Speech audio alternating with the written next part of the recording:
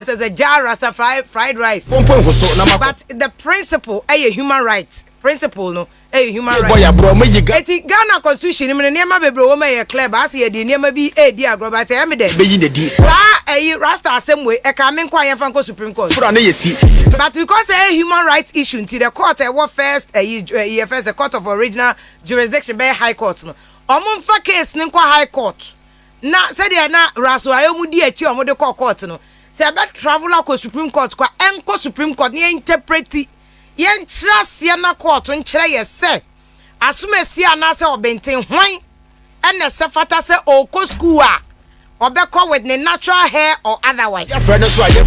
We need that clarity pa. Say Supreme Court no etumi settle issue because Supreme Court na chire no utumi court bia eno ne kwakwe last stop. E from high court na proceed na court of appeal na Supreme Court. You betin same way as very clear. Say enipa ni TV na efu no. Say our right to the human right because etina efu nyo no oboti no. Nyankopon na born bibini. Eno oso onu onunum obeja ne saa. Ena uja ne saa so ebeda ne mpese. Eti all school no. Yes, there are rules and regulations for school, but also on human rights. Ghana so constitution here clear say obi a Ghana need this bia has a right to education. Mmesua. Na because your constitution here should not find your argument. Eti na abekon krasi a obehu nkwala ho no mo me Ghana for ba mo school. Yet they have a right under the constitution to have access to education. Into what happened? What I said, that's why me I like say Adorye enko court enti ehwase because constitution kroya 1992 constitution no or say obi our right freedom to worship. Who kwan say obe itina before constitution we beba no. President Rawlings obe kaya. President Rawlings here say yo wa dance for na de na ye mo nya aduma. Omo headquarters e wo beto, omo ko tutu mu na some other churches ni ade. Omo ko tutu mu. But constitution by na President Rawlings would say he cannot and does not have that right. He does not have that right. So be say na no na EFS and na komi aka say Rastafarianism is not a recognized religion. Hey, na komia boko de na komia nyabutre o. Constitution ma freedom to worship no.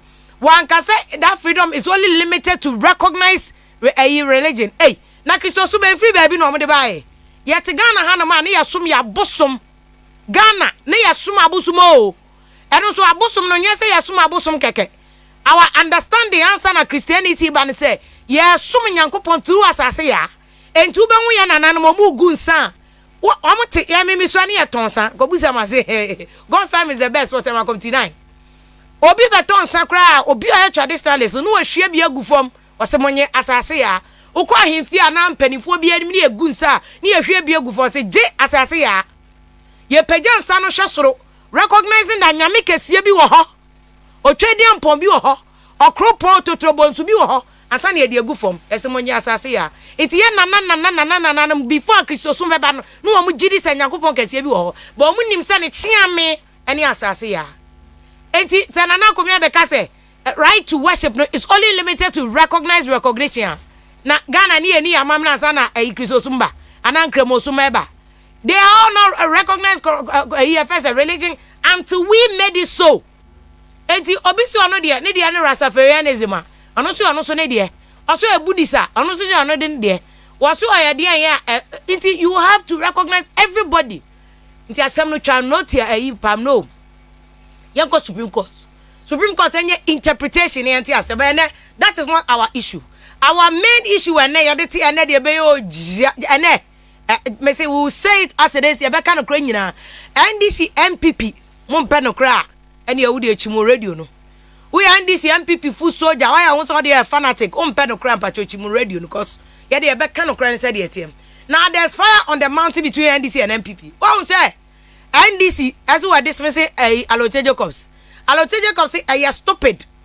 Let an NDC say don't get am tro de bre no e stupid me to sebe I'm quoting Adorye o say e stupid letter asem Adorye Jacobs kan no ene ya NDC answer tro letter suspended Atubiga who can Atubiga from 2013 election petition I call Supreme Court Atubiga be can say poor boy from Binduri no akoka say Supreme Court judges no o call program bi no mo ye judges no so de na no ko so mbie na no refi say ono at least o post kakra enti wasem ba bonte ebeka oduru court afedi o se court mpanifo no hu ne mobo o se am a poor boy from Bunduri now atubiga NDC are suspended no according to NDC no these are all cases across to the disciplinary committee.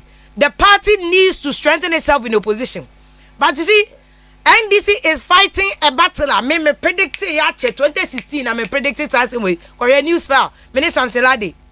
I said they say NDC free power. There will be a power struggle in NDC. I have not missed my words. And confirm the matter. But even this election year, 2020 election year, I predicted this election.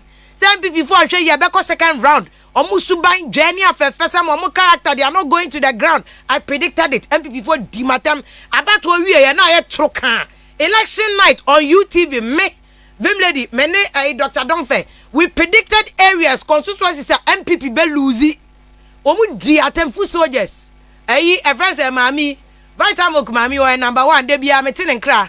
Or ye to me ya me safra no pako si ano. But if you don't like the truth, me I can't help it. Me the answer mechanic crano. I can't help it. So when I put my eyes down and I do my analysis, I'm able to predict any prophecy. Met me a predict say way ebeko say and I say say chroma and crassa. Yanyan crassa be and getting tea. We am gas and crassa and crassa. So you are able to predict or forecast. Say the brony beka you're able to forecast about way ebeko say and ebeko say. Me predict NDC there, MPP there. MPP Diana America said 2020 election me can't about one. Ebeya Troka. They have lost more than 60 something seats. I said this.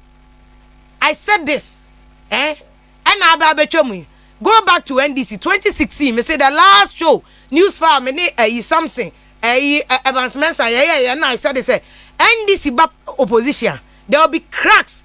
They originally cracks no other but it will expose the cracks in NDC.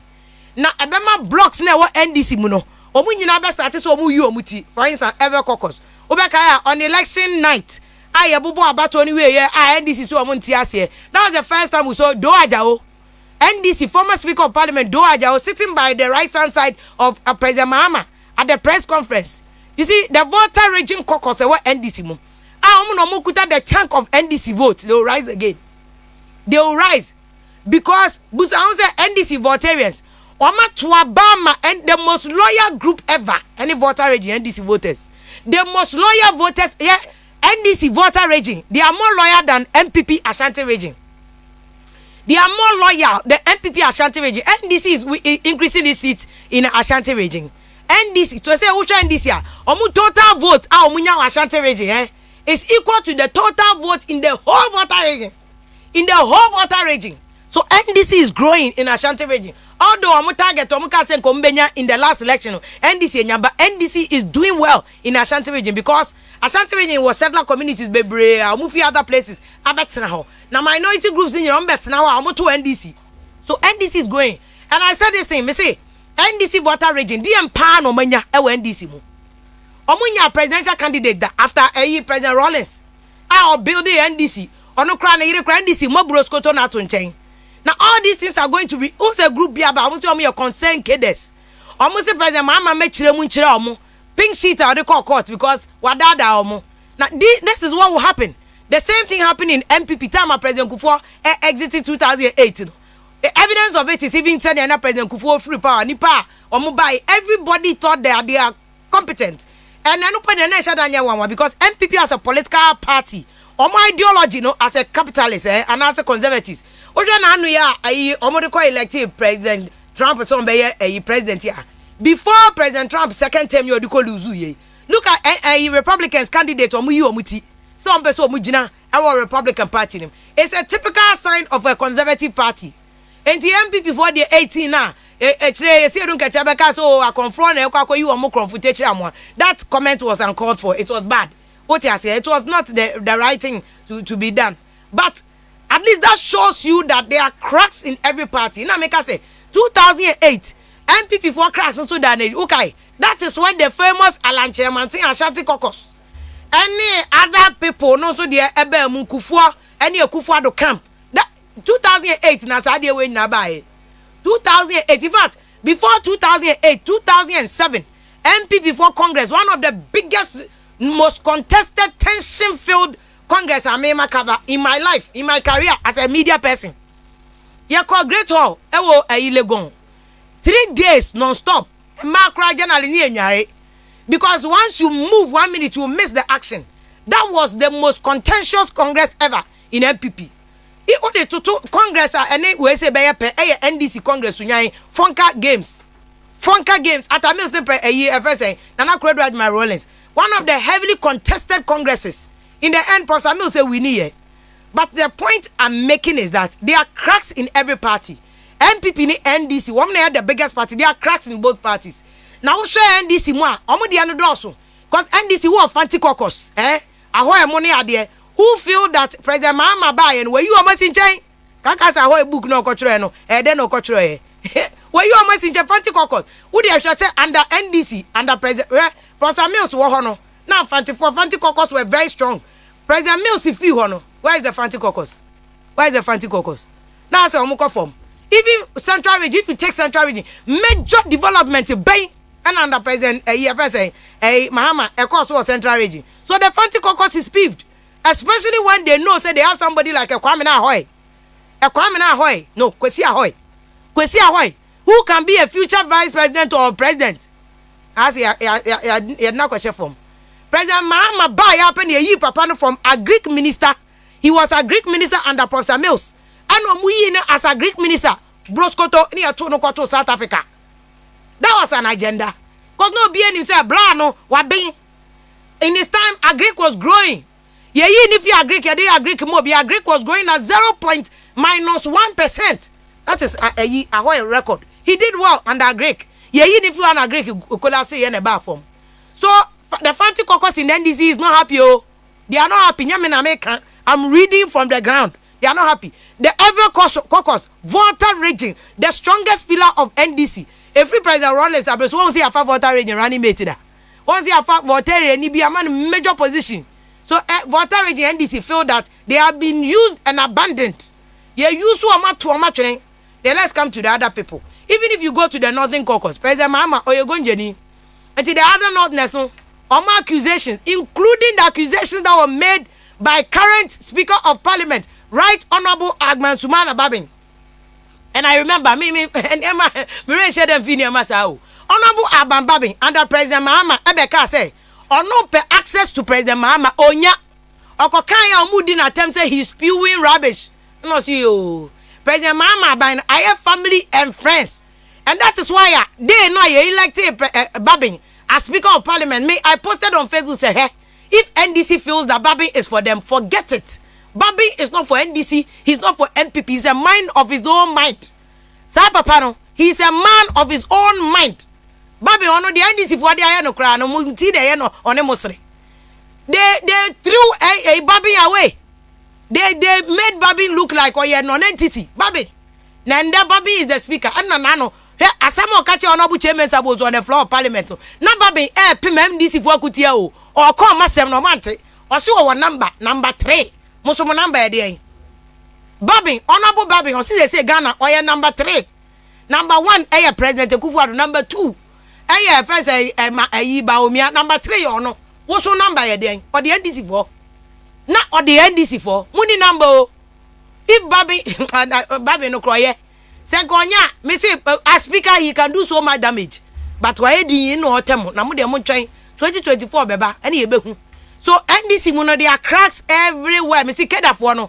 Say after President Rollins, ye ni see enchen wo NDC mu. The cadres have been sidelined. How many times do you hear about Hudu Yaya? How many times do you hear about a friend say Totobi Kwachemone? These are NDC apparatchikis, NDC godfathers. You can't do anything without them. If you don't bring them around you, you have lost. Say 2024, me I have said NDC has a bigger chance of winning 2024. I have said it. MPP vote dim attempts are, but me I don't lie. Me dey me come again. I me dey me beju V8. Me beju he, me beju dying. See me come out there with my clear conscience. Oh, pa, catch him say my beju you can prove it. Me dey banchini mako now. Me don't hear any gari crowd me diada. I don't care. That's why I speak my mind. I've spoken my mind all these years. President Mahama Tiako just hey, Yakoji V8.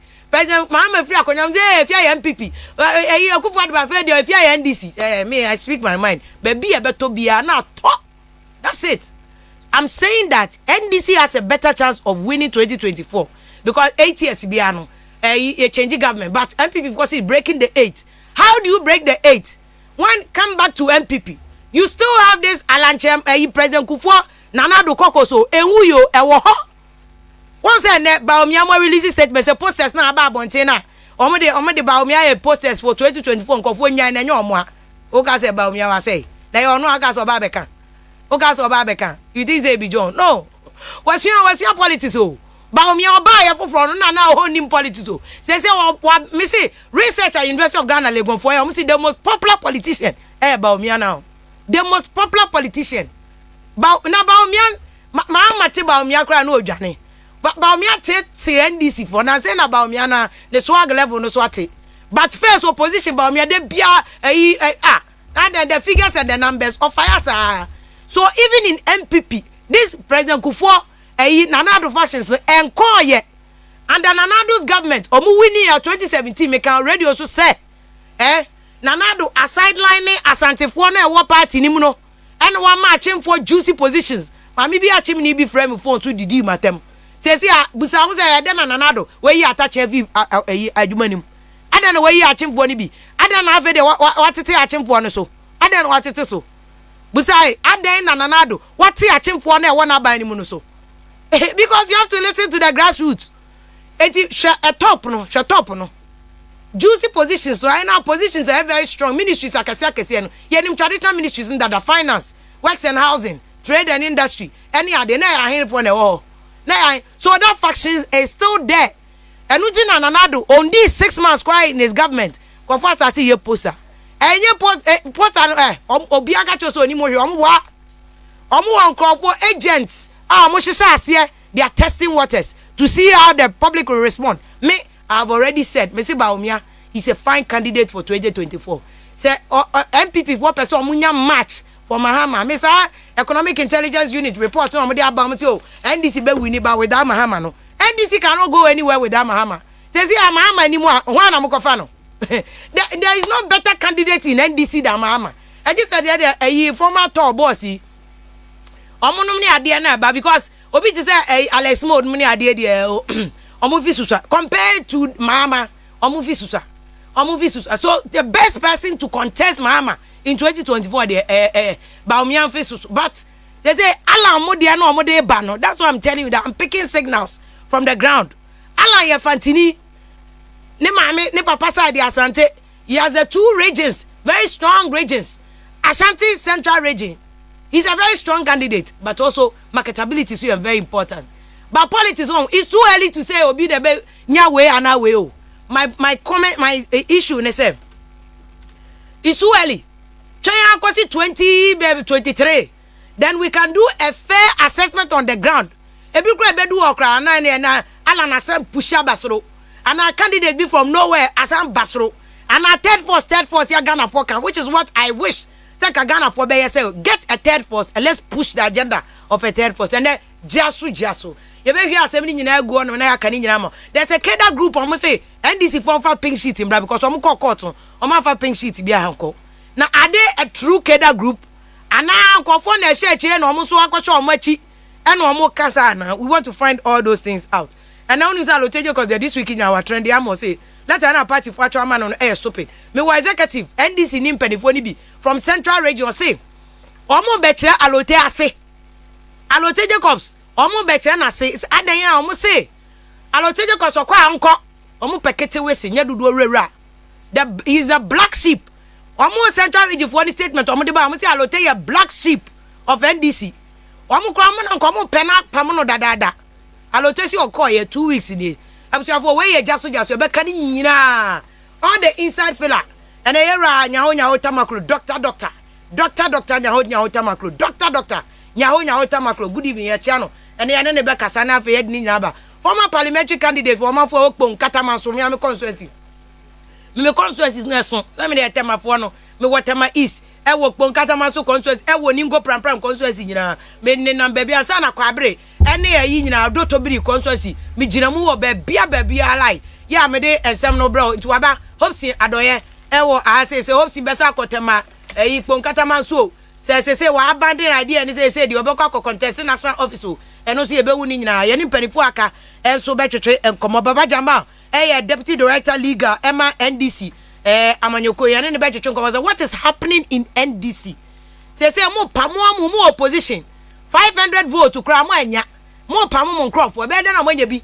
ade aba can we look at all those issues near the nyina so abremo ewo jaso dwumedie eso live issues trend dey wa wunim dada anobu abamba be ase ma o si o number 3 chairman sabo to ntiase otumi kwhyepo chairman sabo so Ghana ha uni number ono babin ewo number occupy GIJ school aye kire journalism any the right to speak and have free speech mo school for mo fair hearing much letter without even consulting the school seriously. That is some double standards there. I resigned first. NDC. Alotego Jacobs was here NDC for crime. Mario crime. Me my jail party ni like that. Motiana mo beje fans just to please your party full soldiers. Madakra. Ekufuado increase parliamentary budget after Babin threat. Yeah. Honorable Babin na make an papa no a powerful keke. Yeah.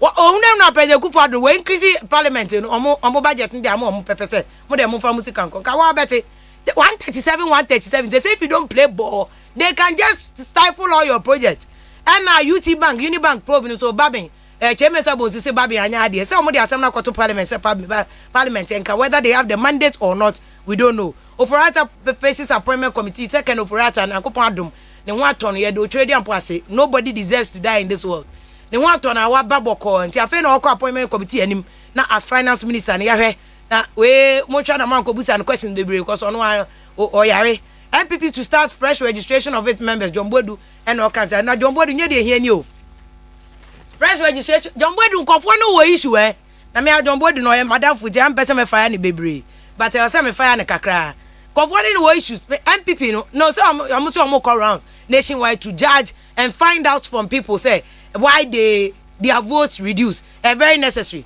You need to do a postmortem. No what me why you did what and why what happened. Enti ebetumi afa ni nyina ye de ni nyina bro. Jaso dwumedie na mpedifo nyina settle. Ya de nkomo ni nyina so be bro na afa ye de aka no so ahye so e de ama me say aye wo mpedifo akase wo studio anu be boy na ye de discussion no e de abramo e wo han tu so betumi join here YouTube na ye jaso dwumedie okay 101.7 FM Jasu okay 101.7 FM ewo YouTube uko YouTube anado wa you know de ato wonom na ye de ni nyina abroyera Eric Dadson ewo regional youth organizer ma NDC Central Region they say the Central Region for ni nyina aba ye wi ane akwa regions dey de obi aba national politics na ye ne nya krafo nkope na be ye nua be ma Hopeson Adorye former parliamentary candidate ma MPP for ewo kponkata man so abaton person so no wadi party echi ama akwaje sotoro na ode aye popular sana party netie to Gabia side actually akokwaje whip ewo let my vote count no say no powerful wa ba muti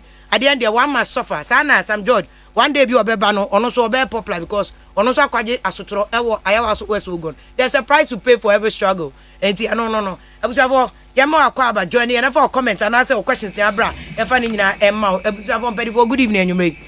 Yeah, good evening. But you say boko de Yankopa Domboko na Mr. Dadson Central Region boko de Efia wako pa ebusafo no so ye hwede ampo wadaro bia ho ye ana region na so region akasa region no de as a whole no de esin twetwede kakra sa membo no aboko kakra ye ho so mo region no yes amemu no na affect mo region no won say ne e koso de finfimanto woni ye ngini ye atoran chemu a ense fata kote na e baso Mampeni akufo 4 years ya wasanso anya no that term aba okaso the Central Region the Efia buachi bidi higher kwan President Akufo-Addo na ma atore ntem sisi wo Central Region Efia number na benso ne see ye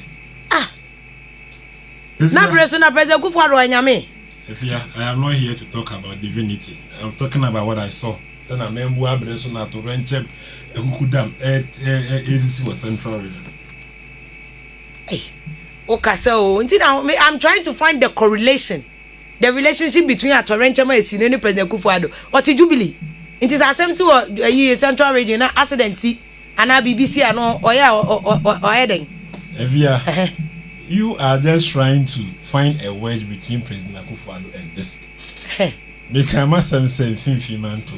They want to day since I remember nim koje.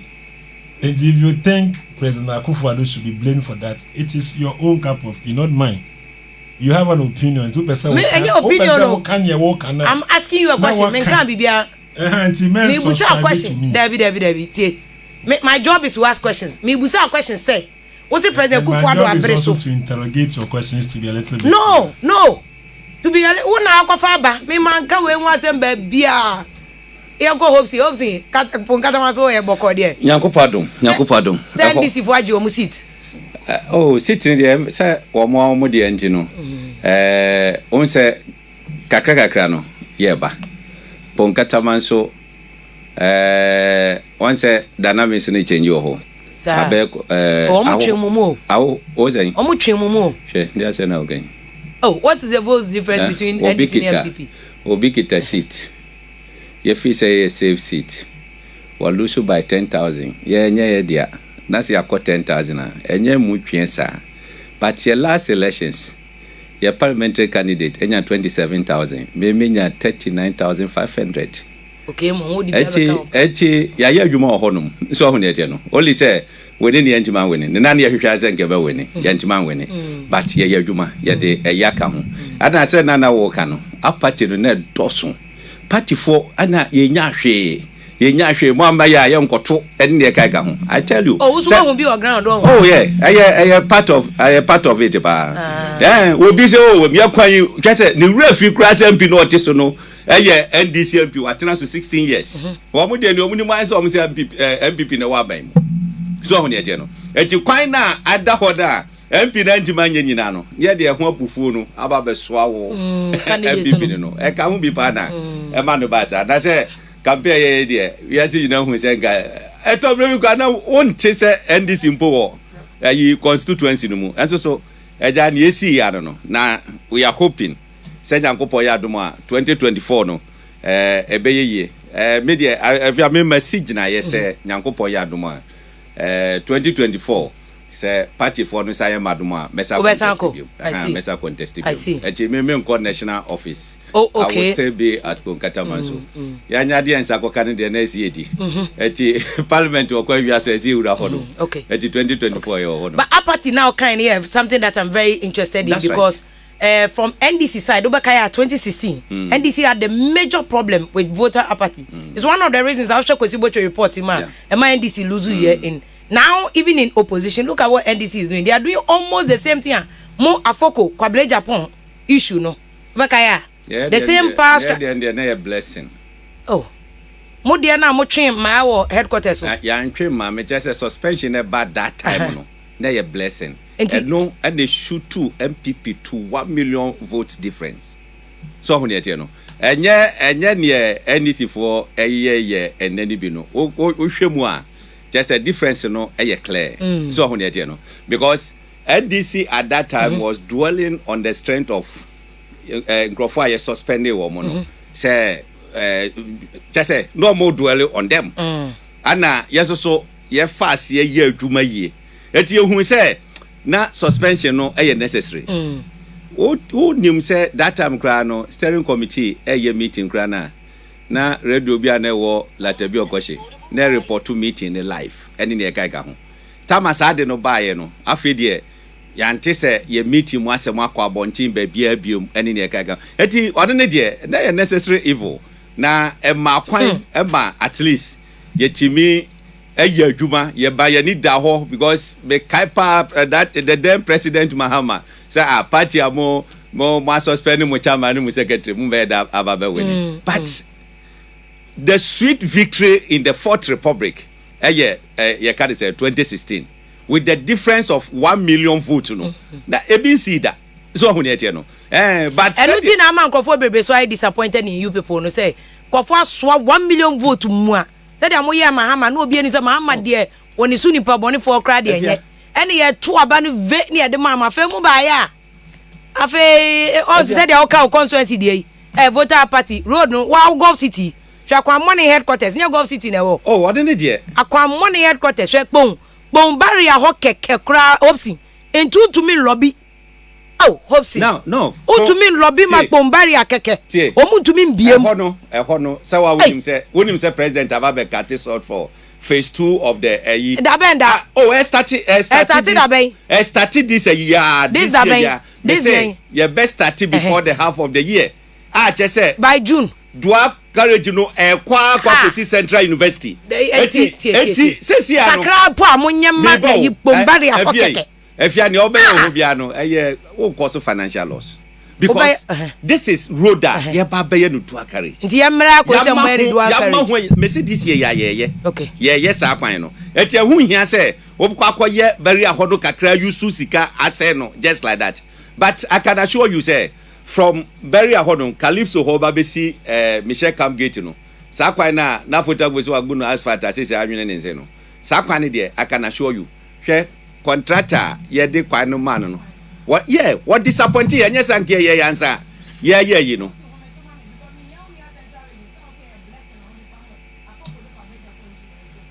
One more coin there, blessing.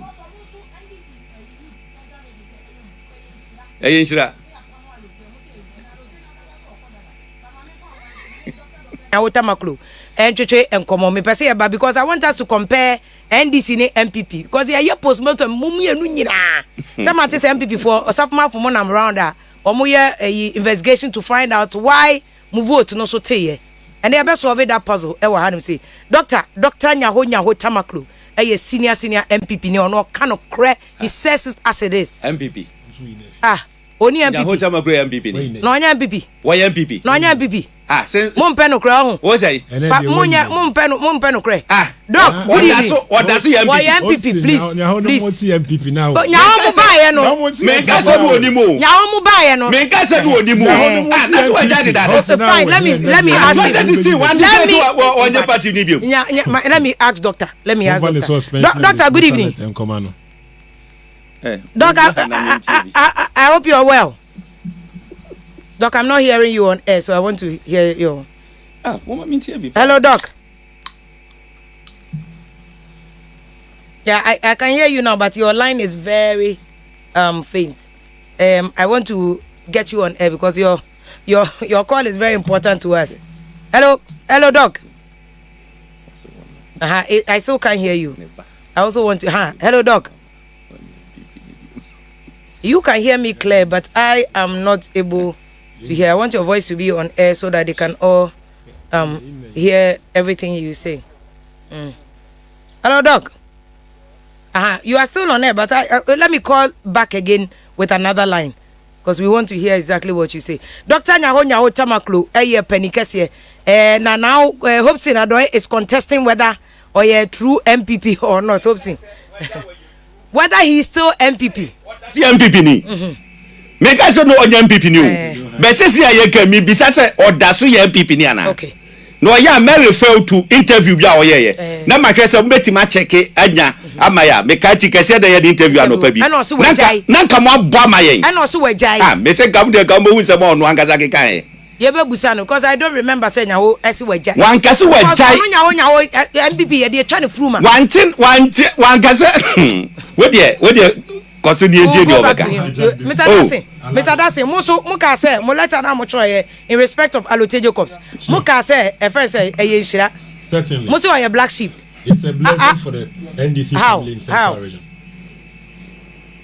How? If you are one say, Mami Chelsea said, Doc, number no best uncle too. Hello, Doc.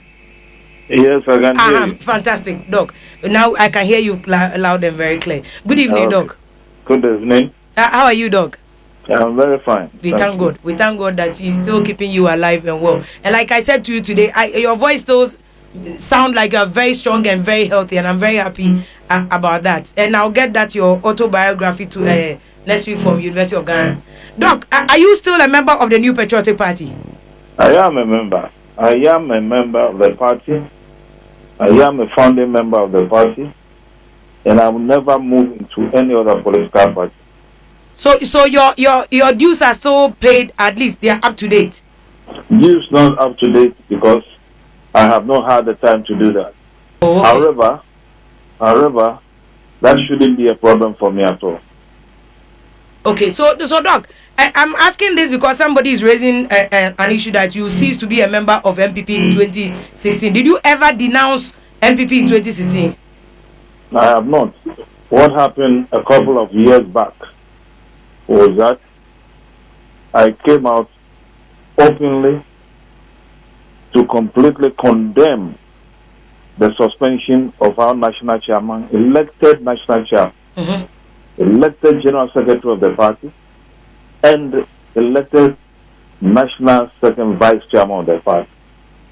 I thought that was undemocratic, and we have to reverse the decision. That was not done. Based on that, I was also suspended from the party. But I don't take that serious. Oh, they suspended you from the party? Exactly. Because of mere comments that you pass? Well, to them it wasn't a mere comment. But did they write to you that officially you've been suspended from the party and quote the constitutional provisions in the party that you flouted? I had a letter, but the letter was not from the national leadership of the party. The letter came from the region, the Greater Accra region. I see. I see, Doc, this evening I'm calling you because of this whole issue in MPP. The similar thing is beginning to rear its head in NDC. Now there's a race for 2024. A group called this organization, International Economic Intelligence Unit, has predicted the 2024 elections for MPP. But NDC, but they are saying without President Mahama, the former president. Now, looking at your own MPP, there's been posters all over the place in the last few weeks about who will lead.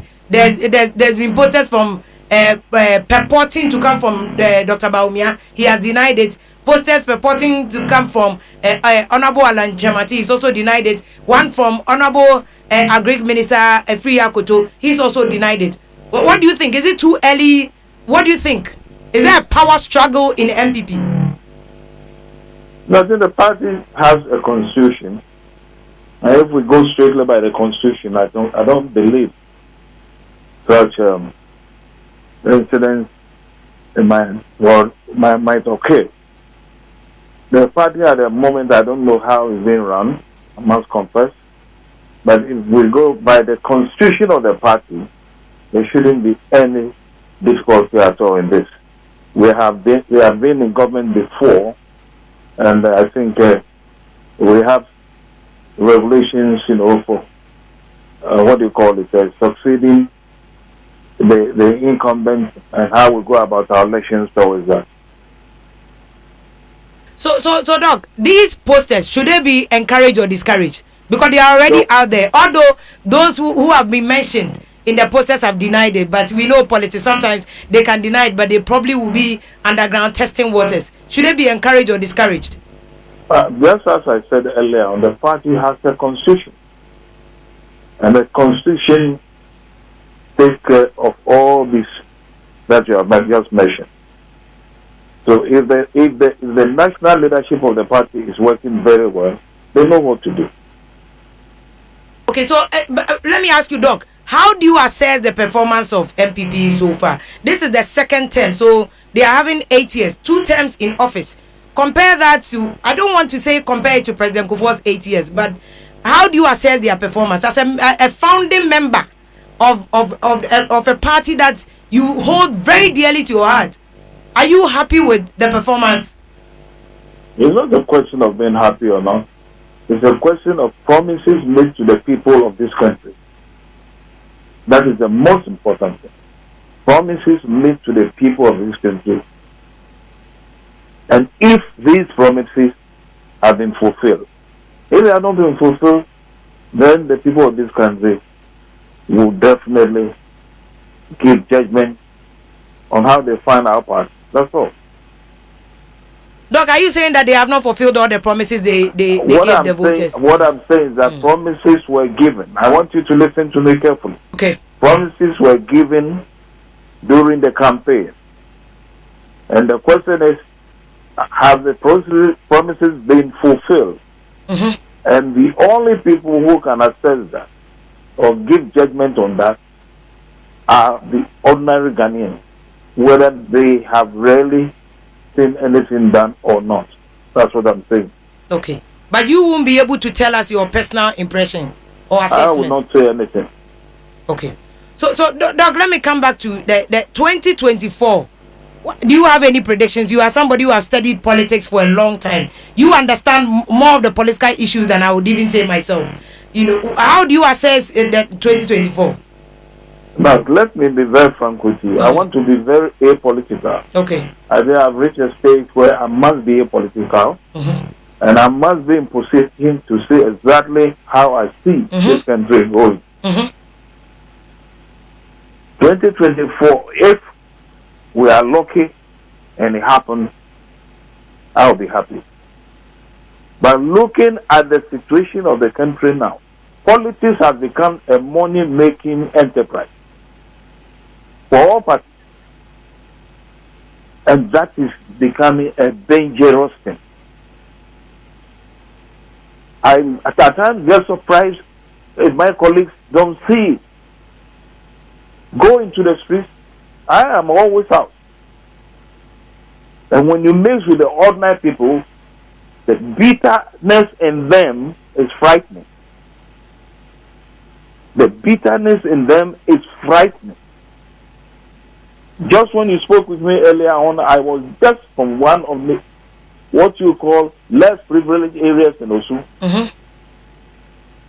And what they tell me is frightening. As I said earlier on, my only hope is that we shall be able to be in position to have an election in 2024. Because almost all the political parties have totally diverted from their core duty. Oh, they have all diverted? Sure, completely. As I said earlier on, politics has become a money-making sort of industry now. For both sides? There have been people for both sides. I'm talking about politics in general in this country. Okay. They all do it. There have been politicians in this country before who were selfless. Totally selfless. They lived and died without amassing any wealth. But they served the people. Now it's not a question of serving the people and seeing to the interest and the benefits of the individual in the country. But individuals who are political leaders or are in politics. And that is dangerous for this country. Okay. So you are saying that in your days, the politicians in your days were doing it without getting anything, not buying cars, V8, houses and all that. But today, the crop of politicians we have on both sides are just in it to make money, not to think about Ghana, not to do anything for the benefit of the nation. I think you are in the country yourself. We have seen other countries. We always talk about Malaysia. We always talk about Singapore. Yeah. These countries are our counterparts years back. Look at the difference between them and now, between them and ourselves at the moment. They go strictly. They know what they want for their people. They serve their people in politics or through politics. We are doing the other way around. Okay. And that is dangerous. Doc, I hope that it will change because you are not alone. Other people, political analysts have raised the same question of the way young people are clamoring for positions in various political parties and they are not leaving any legacy. So that brings me to this question. What do you think it should be the legacy that President Akufo-Addo should leave? You know, he's one of the people who at least has assumed office after so many analysts have dismissed him. They said he wasn't going to win the election, and at least he's won. This is his second term. What do you think he should leave as an indelible mark or legacy? I have known President Akufo-Addo for years. And one thing that, to me, if he's able to live intact, is a democratic institution. A democratic institution that there will be freedom of speech, corruption will be eradicated, if not totally brought down, and people will be free to go about their way without any fear of favor. If he's able to totally eradicate, and I know he can do it, ethnocentric sort of position we found ourselves in at the moment, which luckily when we were children was not so. When we were children, Kwame Nkrumah was able to run this country. No one knew even where he or she came from. We were all Ghanaians. If Akufo-Addo can do that, then I think he will leave a big legacy for this country. But Doc, if you say that there are ethnocentric things happening right now, can you explain what? I don't have to explain. Just go back some few days ago. I don't have to explain. Oh, you mean the publication of those history books? Yeah. You are a journalist. You are a journalist. I didn't want to conjecture. That's why I'm asking. I don't have to talk about that. I mean, some of these things is understood by the individual, even in the street. Okay. So, Doc, any final words that you have for us before we leave you, because we know your time is very precious. So we appreciate every minute with you. No, all I would say at the moment is that political parties have to be very careful. Very, very, very careful. Because where we are going now, and I'm telling you, it is a serious problem. I don't know what national intelligence is doing about this. But if they are really working, they should definitely inform the president that there is a lot of resentment, some even hatred about the whole political setup in this country. There's hatred about the whole political setup? Yes, the national political setup, because politicians are not really serving the people of this country, but they are serving themselves and making themselves comfortable. This is what the ordinary person in the street at the moment says, and I'm telling you that is what exactly it is. Doc, let me thank you. Like people who say the ground is not good, and that's the feedback you because you drive around a lot. Today when I called you, you were still driving around. The ground is not good. People have hatred, resentment. They are peeved. Your son Hopeson Adorye has said there's serious apathy on the ground. But sorry. Oh, there's an apathy. Mm-hmm. You said there's an apathy on the ground. Yes, that's what he said. From party people, the grassroots people. He said he knows that there's serious apathy, and most of them did not either vote or campaign for the MPP. Okay. I'm so grateful to you. I'm grateful. I'm more grateful, Doc. I'm more grateful. Thank you so much. Dr. Nyaho Tamaklo, any founding member of MPP, New Patriotic Party. Or say no credit so we jai party. The party no suspended in 2016. And no kromo de letter be nearby, which was not on the head and the letterhead of national office into Hopeson. Oh, answer na no way no. He's a founding member. David, I know if you me know when you know ho. Tie party no. Obia or polling station. Akufo-Addo or polling station. The polling stations are suspending na ya suspending. All you can do. And they say be appeal to constituency. Constituency suspend why you suspend no.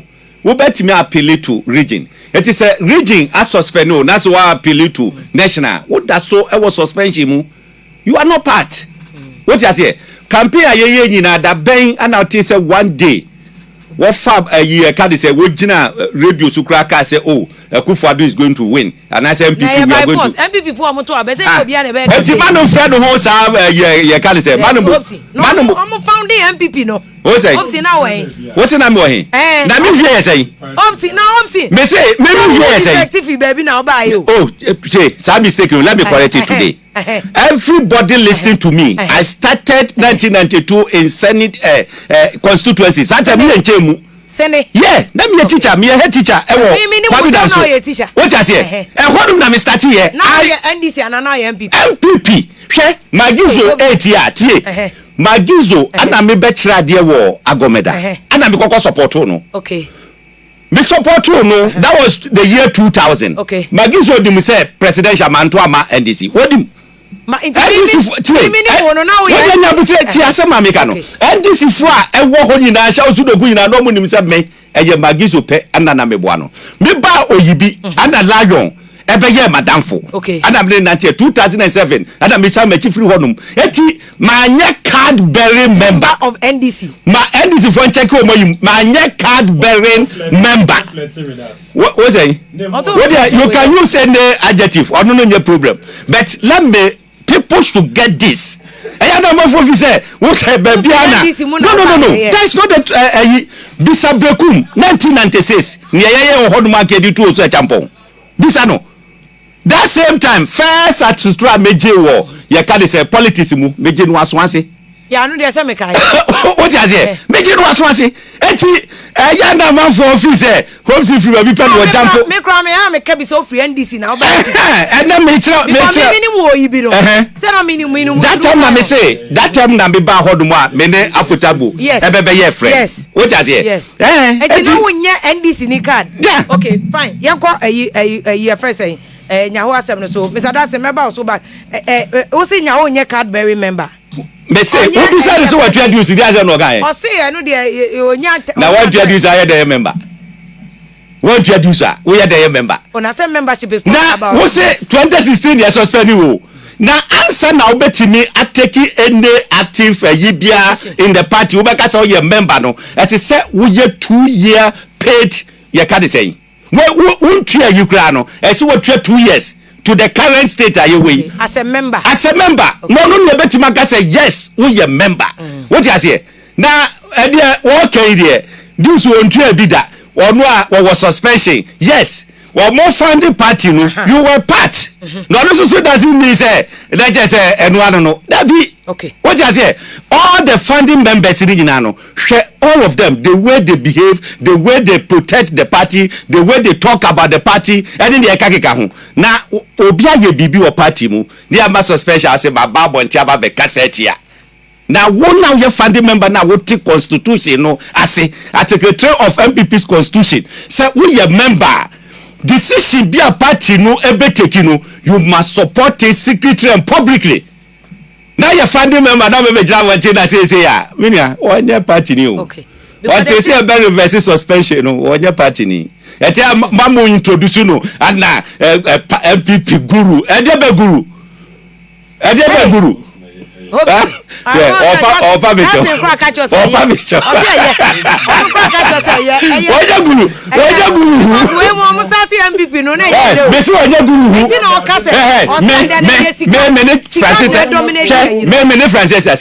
Ni akonya hopa 2009 eba ye lusu election ehufo no mo party no bi no ye de na ekosha mo nkran wan nya ho oh eye wo de anwumre mama me nkansem eye Muna na mo kwasha nya home crime. Oh, me say yeah. Starting politics dada. Oh. Was surviving rollers. Muna mo kwasha ni crime.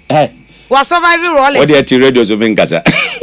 Come ma 1-2 examples what there okay. Mr. Dadson, the same are you doing the same thing at Hopeson no more MPP now no? Waka nya ho asem. We have a different tradition. How? We are a congress. Anti Mumunya political party. Yeah, we are a congress, a movement of people from all walks of life. Into tolerance level no. It was so papa. Hey, it's an shared media. I will tell you concerning NDC for 4 years now. Sasubaino, yeah, in the dia or do you call MPP? Uncle MPP, but he was clear. Sister, Uncle MPP da. On supporting another about meeting Freeman Tom in 2020 elections. And at Chamalo Jacobs, or your advanced party, Akufo-Addo ne campaign. It is Akufo-Addo, ba, a Sikmodo member, or China, and Anna Juice, Chamalo Jacobs, or your advanced party team member. Or share a memua kutupa say, Omunko MPP platform soon defected to the NDC. Our evidence. If you the young men he contacted are there. Near me kind say, Sa soon the bino, or the call MPP more, Hopeson no more. Or messing up work no. Hopeson no more. They are the most intolerant breed of people you can find on earth. Hey. Hopeson now the young organize the co-ambushi President Kufuor. Oh, hey. Emra Kufuor can so be attending Mahama inauguration in 2013. Ask him, he's there. Only they threatened to pelt him with stones and pebbles. Only mebu on kaza mebu.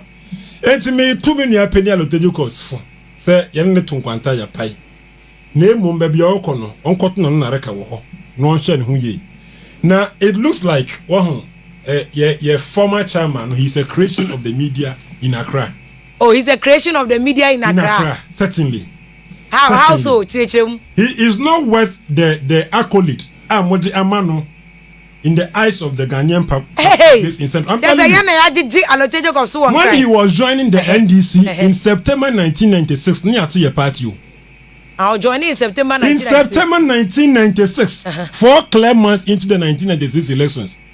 And Nana Senior Krana, Yakopeno Krabia, and first regional chairman Kofi Minta, and lawyer Adorye, the regional secretary then. Yeah, Adorye, Madame Fo, yeah, chairman into the party. I tell you, I'm telling you, in 1996, September 1996, he came in the company of Auntie Faustina Nelson. That time, Auntie Faustina Nelson was the women organizer for, I think, NCP. No, sorry, or Veranda Boys and Girls. One Mr. Tibu. And Omujion because NCP 1992. 96 or 7. NCP was 1992. NCP I'm telling you. That's not when you NCP was 1992. 96 NCP. After from this party, he became decimated. By who? Wait. Rollins in the corner 92. No. Then Aka became the flag bearer. That's NCP. Hobson. See, because they became part of the Progressive Alliance. 92, Alote was not part of the NDC. David Pacho, Dadson, Nasa Besena a Progressive Alliance. There was an alliance that President Wallace would do. The alliance was just by name. The Progressive Alliance was formed in 2000 by President Kufo. No, 96. Wait, Hobson. It was not 2000, 96. 2000 ran off. Kufo formed an alliance. It's not true. Oh, stop being. Hey, no, that's an Usa. We are not talking about AGO. We are talking about.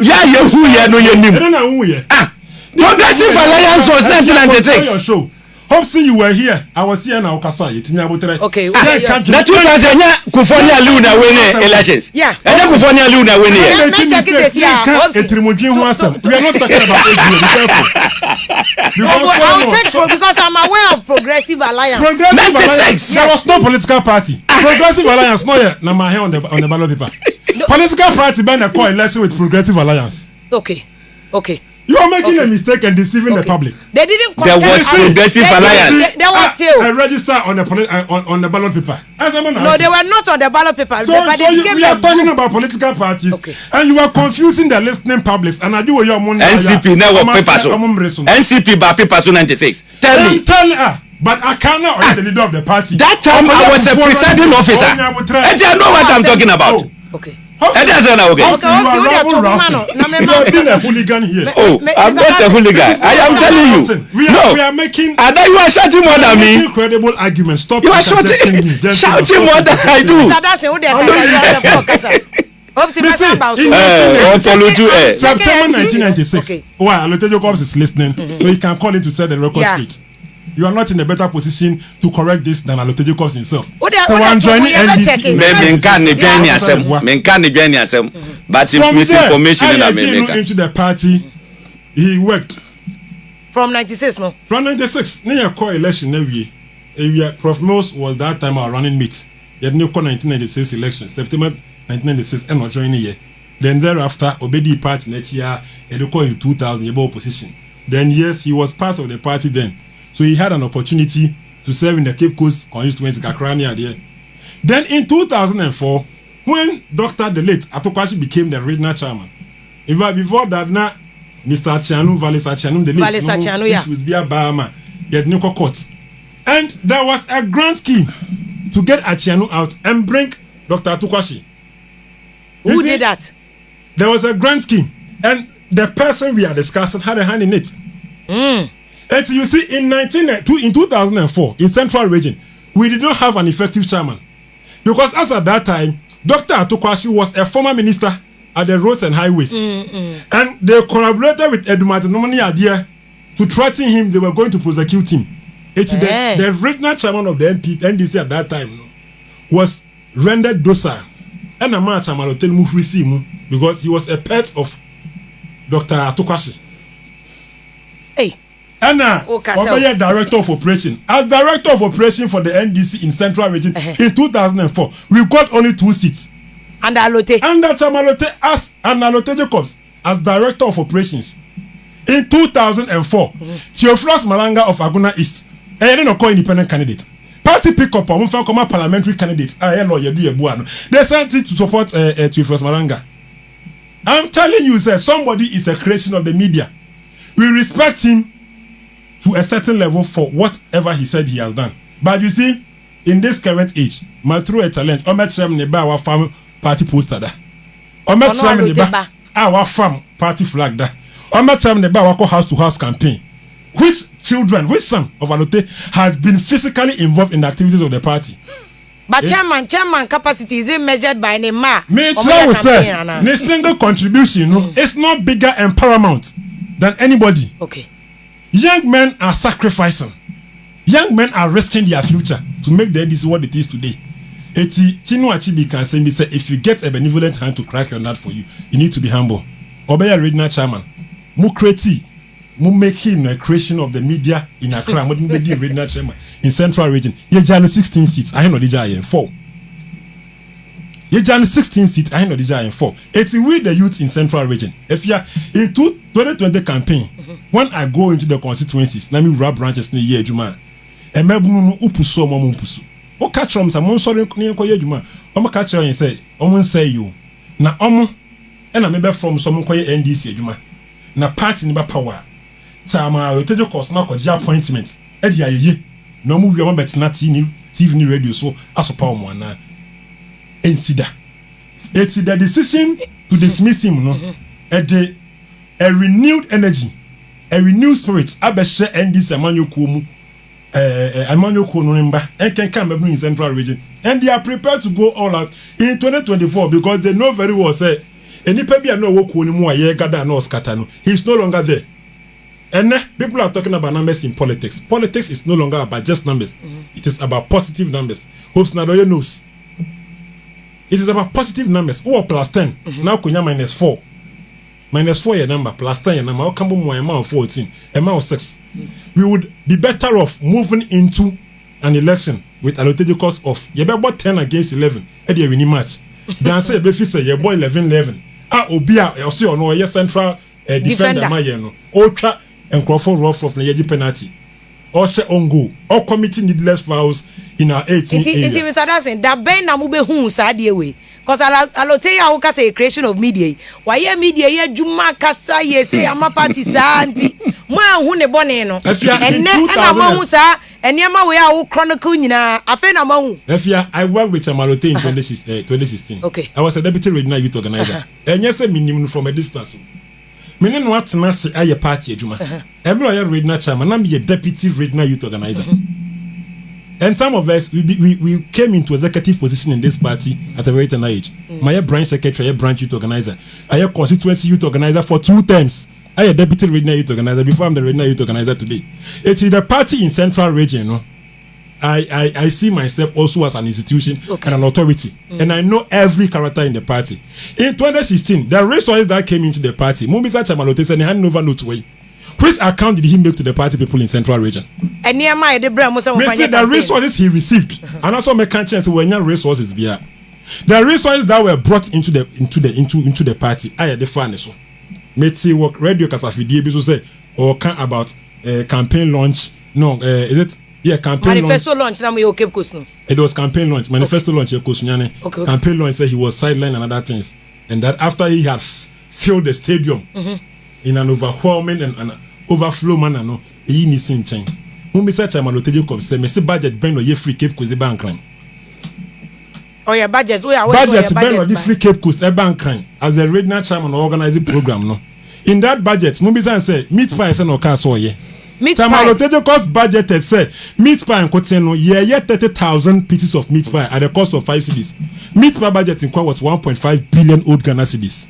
Hey. And na penny Benetton can this budget will be free Cape Coast bread. Mbacho to break it down. Mbacho break it down. Mbacho Mr. Dadson break it down. Meat pie. If you out here. Me also me dey have me perfect and better possibility. Me person me misquoting. Me person Ghana web for. Omu tie pa. Amanfo so omu hu nanim ti. Mo betima set ye ni. Mo set ni ye ma amanfo hu nanim. Mr. Dadson we are Sunday no continue UTV because pastries company what Ghana ha and what the capacity to produce 30,000 pieces of meat pie in a day to feed people who come for a program. Oh, but Edinkra pie the capacity to produce 30,000 pieces. Yeah. Don't over exaggerate, please. Oh. Say sublet there 30,000 pieces. Edinkra for you industrial machines so. Me see, you see. But me percent no may go back to the cost. Yeah, meat pie near 1.5 billion. When you get closer to the party, they may be able to produce the budget. The national executives at that time don't have a copy and they should produce it. Okay. But we are aware say 1.5 for how many pieces? I was a member of the committees. Okay, now for how many pieces? I was a member of the Central Planning Committee. But how many pieces? I don't want to discuss to you. 30,000 pieces at 5 cities per one. Okay. It's you calculate here, it should be 1.5 billion. Okay. If my math is correct. Okay. But the American say here, if you say you want one and start saying na nyepe. Hedi ampon Yakopon wo kwan fa so hira obia. Na mom so obi turu kohwe nkwan, won turu ni kohwe obi. Adorye Jacobs is a creation of the NDC. He is whoever he is today because of the NDC. Now, Koto Sabua Kraman Etia Pataswa, Enipa, and a page and a DC. Eti say, na or say, Nebonjo. Ask Adorye Jacobs whether arrangements were not made for him to meet President Mahama after the 2016 elections. My arrangement man to Koshiano. Missy Bissan say one Koshia President Mahama. I know, yeah, then. And what happened? You should be able to. Because, you see, all the laid down procedures are yede ever settle grievances of our people with petty issues were followed. But clearly now who say sunsuma woni mu no e free mu na ne do akwa akwa baby oh nipa bi wo ho mo amun to meet now position nipa bi wo ho mo amun to me nkwa ho kire ene nsohwe mu.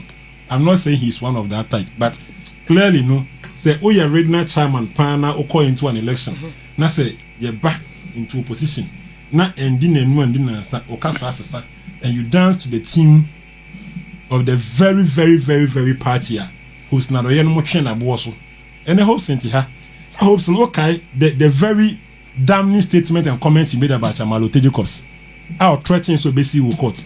You remember that? Because he said may comment when you accuse Adorye Jacobs and I can put the story may accuse Adorye Jacobs may you tell what he true over narcotics and money laundering. It was not narcotics. It was a story. It was not a narcotics, but it was money laundering. Obi na did narcotics e bata ho.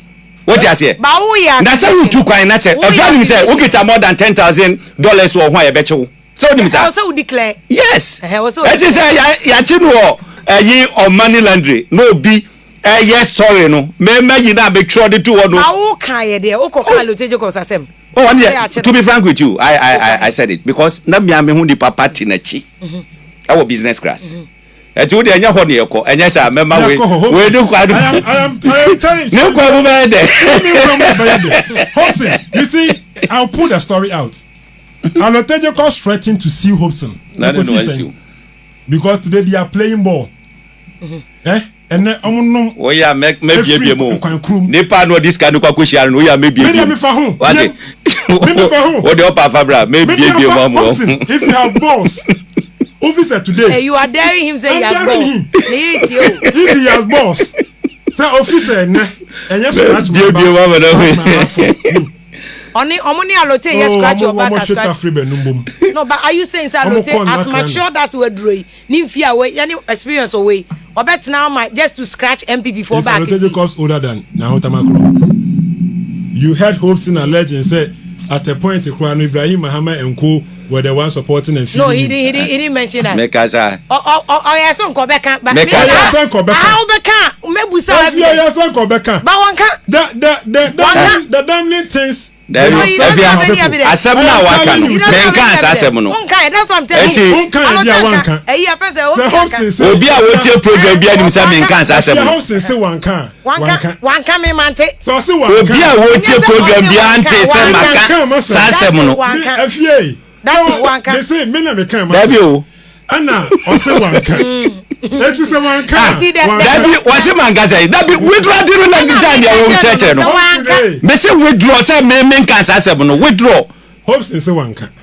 And yes or say one can kasa. It's not about withdrawing FA. Messi. You are attributing a statement to him that is not from him. One can. You already so. Dadson say defamation from a doctor Nyawotama is going straight to you.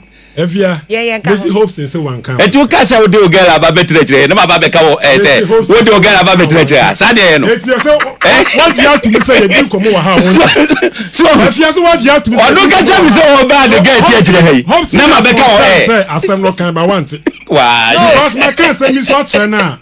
Who want here or no waka? Okay. I wasn't there, so maybe let us move on. Okay. Efia me can and say yeah, the National Executive Committee say finally no e kwan no e wasa de nkura abeduru aboboa no ye nua pani no ye ne to kwanta ya pai e mebnu na e was Central Region say me kan chere say ohu ani isi frank akra e ma ne nhwe. Oh God. The regional office no si mamu no mo be ja na mo be. Regional office si regional office. Yeah. Hey. And you know see inherited that property from Adorye Boa. Yeah. When Adorye Boa was handed over as a regional chairman, it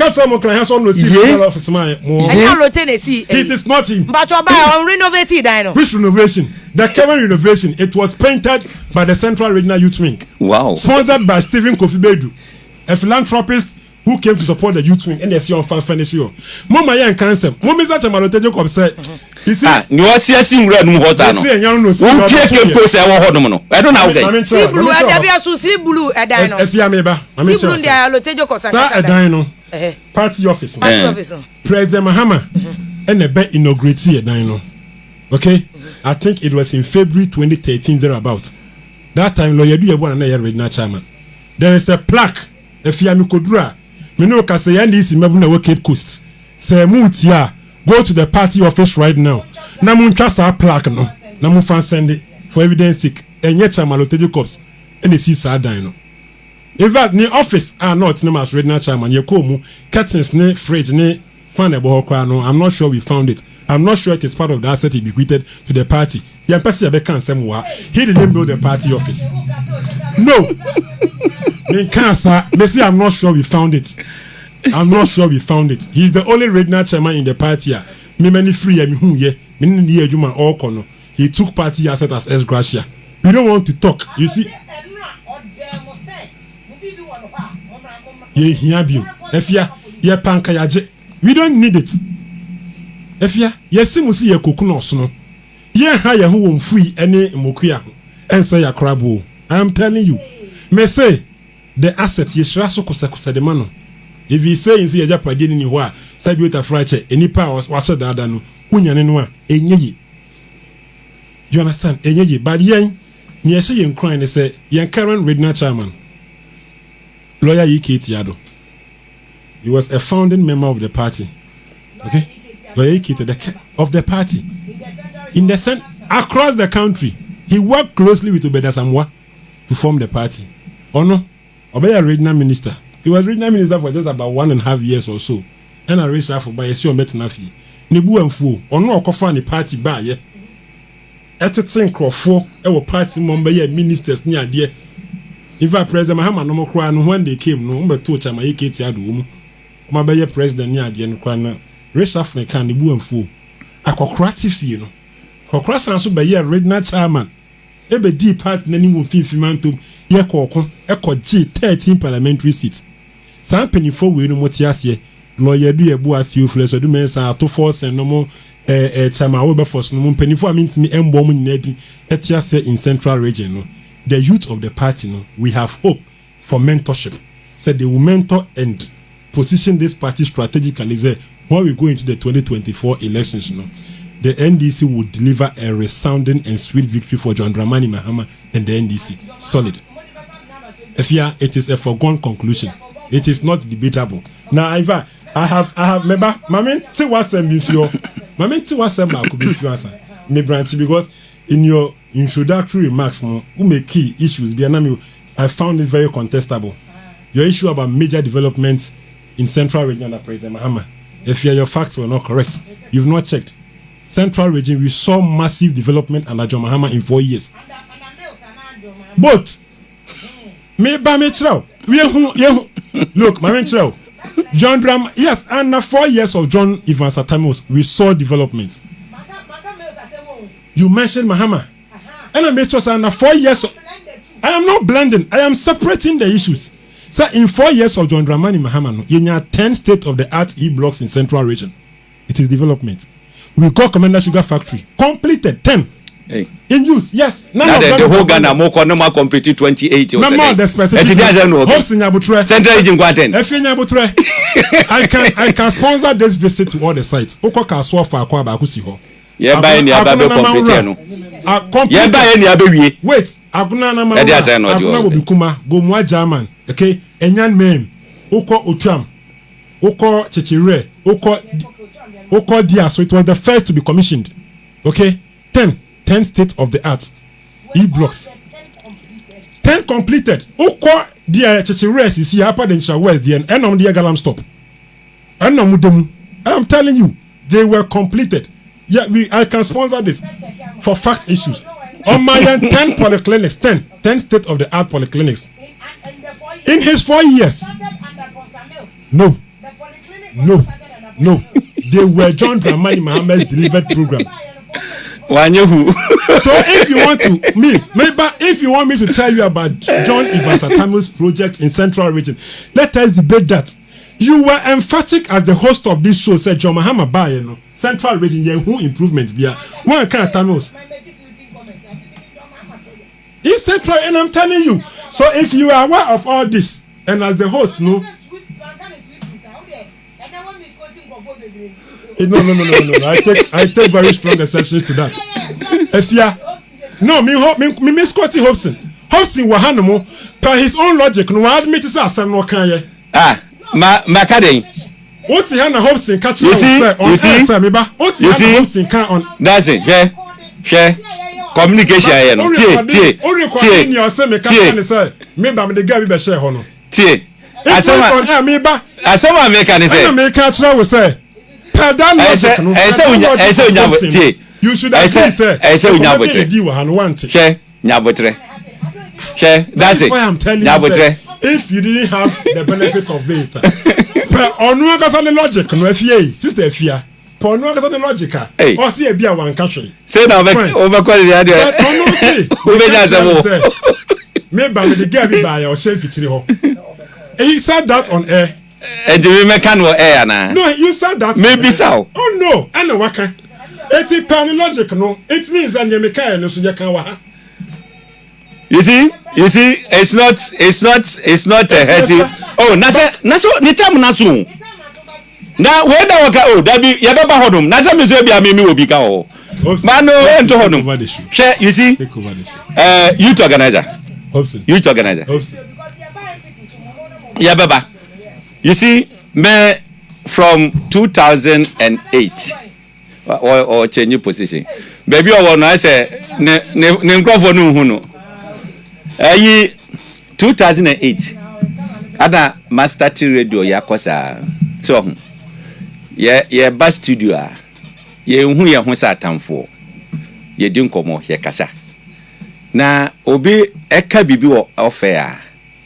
Wo pese public ni ti a nko be ka gu mic mu. Wo hu de tie no.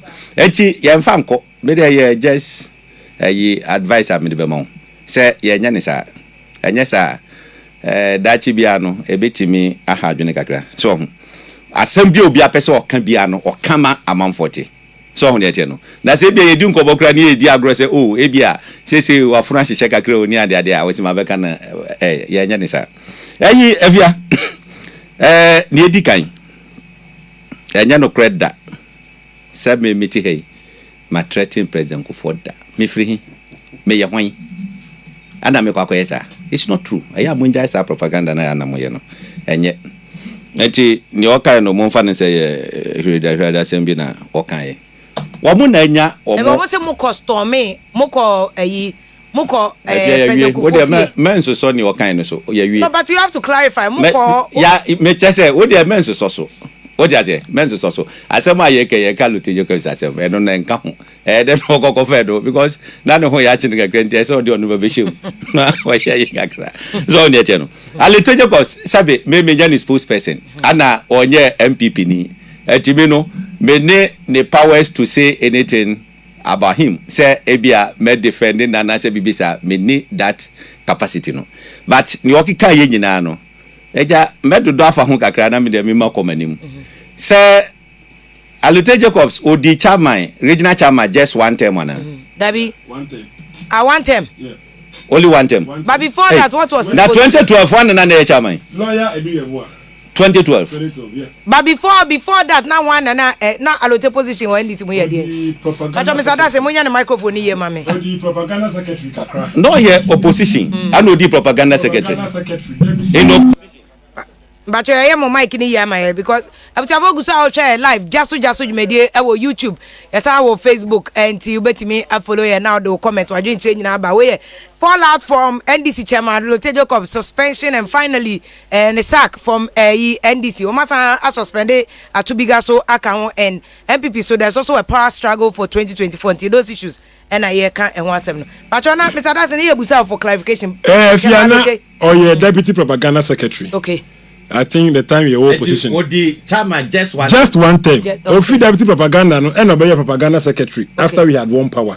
Then he did well because and even resigning so national propaganda secretary and uncle ye and obey creative portfolio for himself communication director which was alien to our party constitution then.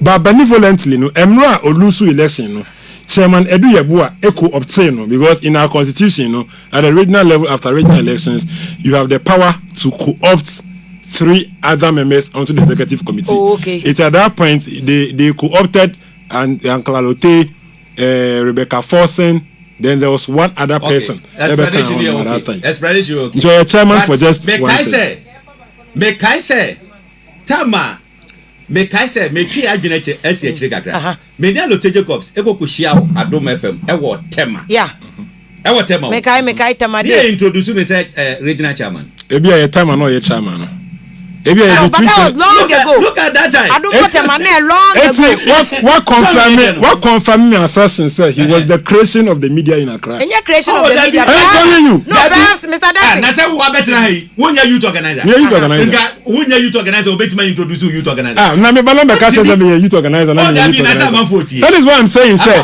oh senior e bia date no oh there it's okay yeah no na bia that is why I ask you the question say all this while Lote here propaganda adwuma ni ade nyina muso no suru wa pakan mo inti enne mo san be change mo story say na o Lote okwa mo ne to obia so no suru ECG board member who anya regional chairman yes ECG wait no oya MPA board member and I know ECG board from ECG and President Mills then MP no regional chairman no ya na oye regional propaganda na ose oye communication director because as at that time now I resigning so he was a member of the regional executive committee communication director in NDC and no create but etf will bear me out say at a point and you allowed radio so am introduce communication director da and I'm say regional chairman maybe no and I'm telling you say ebia and I know you acting chairman no onye ebida okay it's okay it's not because it's a creation of the media clarification here hopes yeah just a quick one because we have to go to MPP some more issues that's right eti we are cause you there me person man no kra be ko mu bebre because he is your friend wo na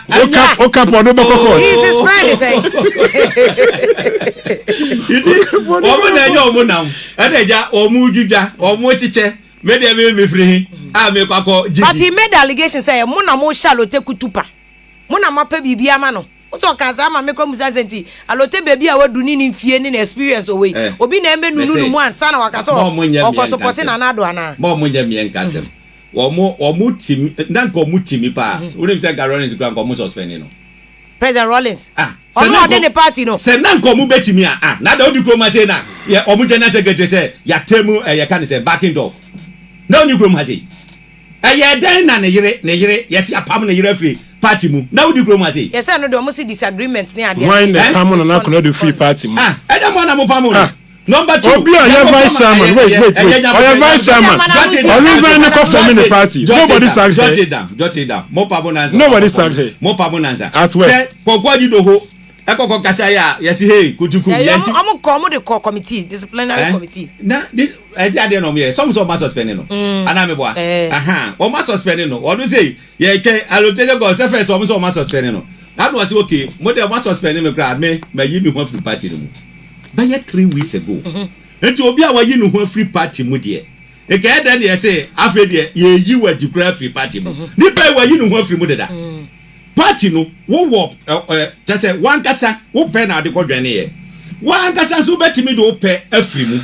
Baby a party be ka say ya yi wa afri mu no. Na bia wakọ ye boni bi abone no just say eye yi keke. Boni be na Lotte Jacobs ye. Mitie no. Na omo discuss national issue. And was in fact President Kufuado wa bono ho modern. Ne crime nyina ni. Ne crime no anu so abo. Ne crime nyina ni. Se okoka say Kufuado abono ho modern. Mi ankasa mitie the communication director. Said was it to be man no pa that week no. Na nya de ketwa. Said it no okwa president Kufuado say Kufuado ayade. Na ade no okokoka ye. Look, this is a political party at taking office.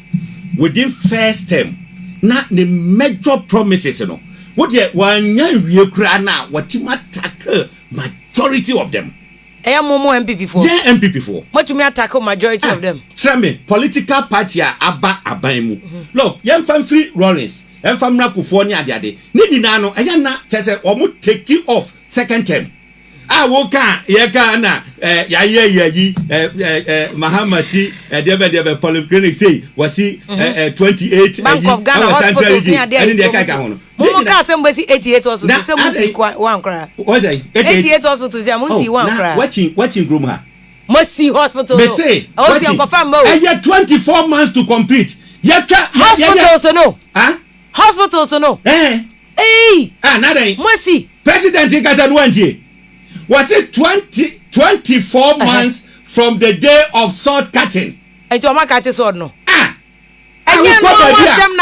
Uko baby ashasi a jese wa mu ye adwuma. 88 hospitals no. I am telling you, nansenya na ayi ye ka de say contractor eba pon ebe hwe asase ni nyina a jese enche kra eho mba be shase. Was it 24 months? Which is too Nothing. Who see idea planning everything. Ya award contractors outside. Who come here?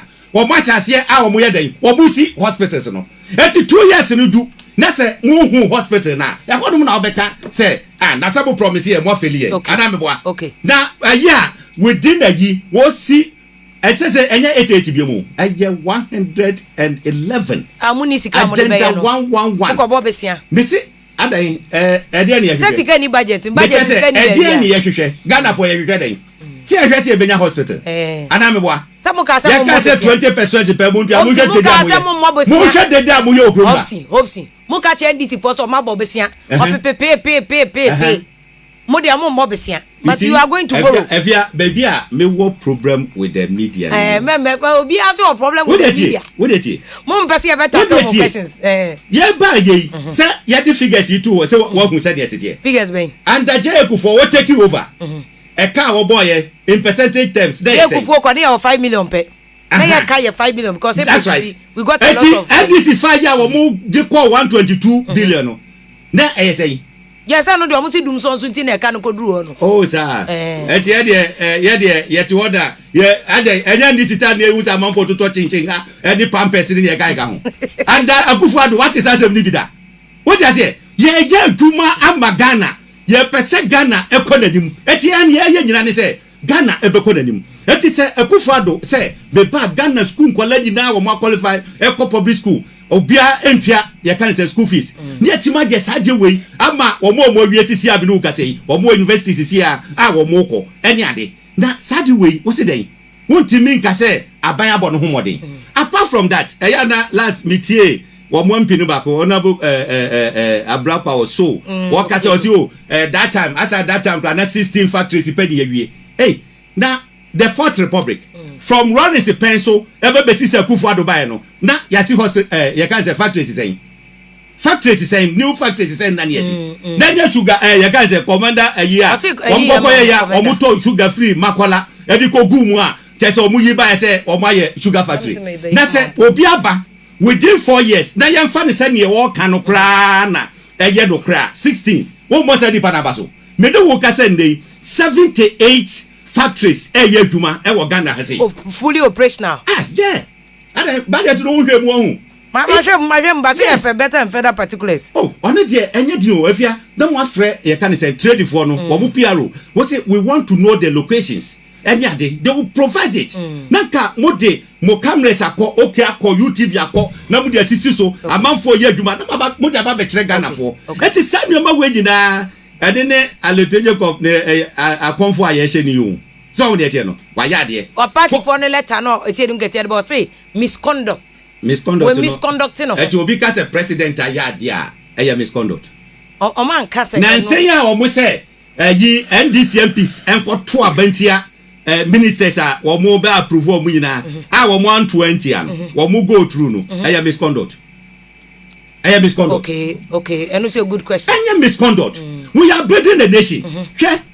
As soon as back, and the president Akufo-Addo said, look, let us take care of that place because a former president. And one mercy can no mercy so we honum or one year. But when you don't hope I was say, oh, be the Akufo-Addo as a wayadi, wa bomoding, wa kaye, wa masunge pagay. Ade. Wait till I say I come for. Inti NDC mom na ye intolerant. Omo person obi abebo. What you know so be intolerant? Yeah, answer the be afia who wo krum ha say.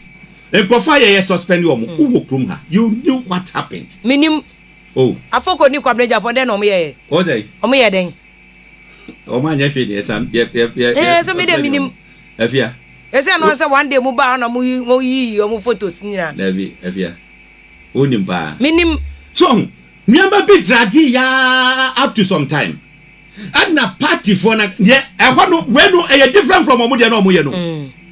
The whole nation no region way all the constituency officers in the region ekoshia we say ya to vote of no confidence. That region where called the whole nation. Executives from what grounds in nyina eto about no confidence. Adobudi yi omo. Etia pass no. Let's say neck take a decision e wo ho adomu take a decision say sa na manfo nyina ka dia ade mu nkotra fie kakra ye hu say nwa ye a na ba kwabra Japan enye na ye consider say ye can say ye be question the suspension no bibia na fe ya man immunity say free and equal what to be contested any that can suspend no plan now by be take you 5 years and so betima contested position in MPP what you maye so ya who say me you can say campaign time me hunu baby bebre anu di president Akufo-Addo achi that wo ye yi what you say wa ye humble just say bibia wo ye bi any ade e dey pass anu who say you punishment e di man you gra no abroso eti yenhwe na ye nya bibi e wo ho yes ade no me pese that simbe mu for a quick rebuttal about say whether or not omo hwe because me pese wo can presidential there be pese wo can this nkofo campaign for 2024 no me ba ho but I just want to say no mami fan to super gwe if you be because say allotted dey say nya allotted dey no na say allotted dey na me ga and then ya say allotted dey na o ka say obi I'm asking him because of you okay say obi ko kamfo opposition pe na NDC photo many esi no so na afi say suspend o ne apamo unim say ne o ma send the letter for aba atubiga and also so almost suspend atubiga. Now I want to find out from NDC. Is it Medi Manusi abana bamuno. Okay.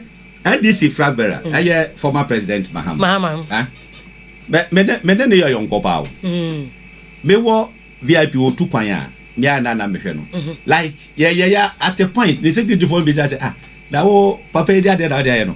Say o mu wo aban mu gra no. Wa nru hodo mo ansia nkwan kwatra VIP order. Emre bi odika mu no akwa ayi no okọ. But there was a time oba ye timi kokotena ase ye tima ye di nkomo what you say ye call to that extent yi eti o MPP ni hu say mene Mahama ye close ye yi sa no hwe omutu kwa na yire ka ho pa do mu reporter ya dey say wani I'm telling you the way ye ase obi ni yonko pa ye di nkomo wa hu ne ete no because one day we catch say my wife me you know me man of my madam mesra de biom nti no one pene na am say o me man aba besra and ye didi nkomo e no no party kwan say adenti na oni Mahama akosresre eti apamo yes in politics yes sir yet I say yeah sorry free as here you do any why you be din komo go see say the time be so obafro na just me jano kwan no okọ any ade NDC ni bia me ne beba studio bia ne ye bia din komo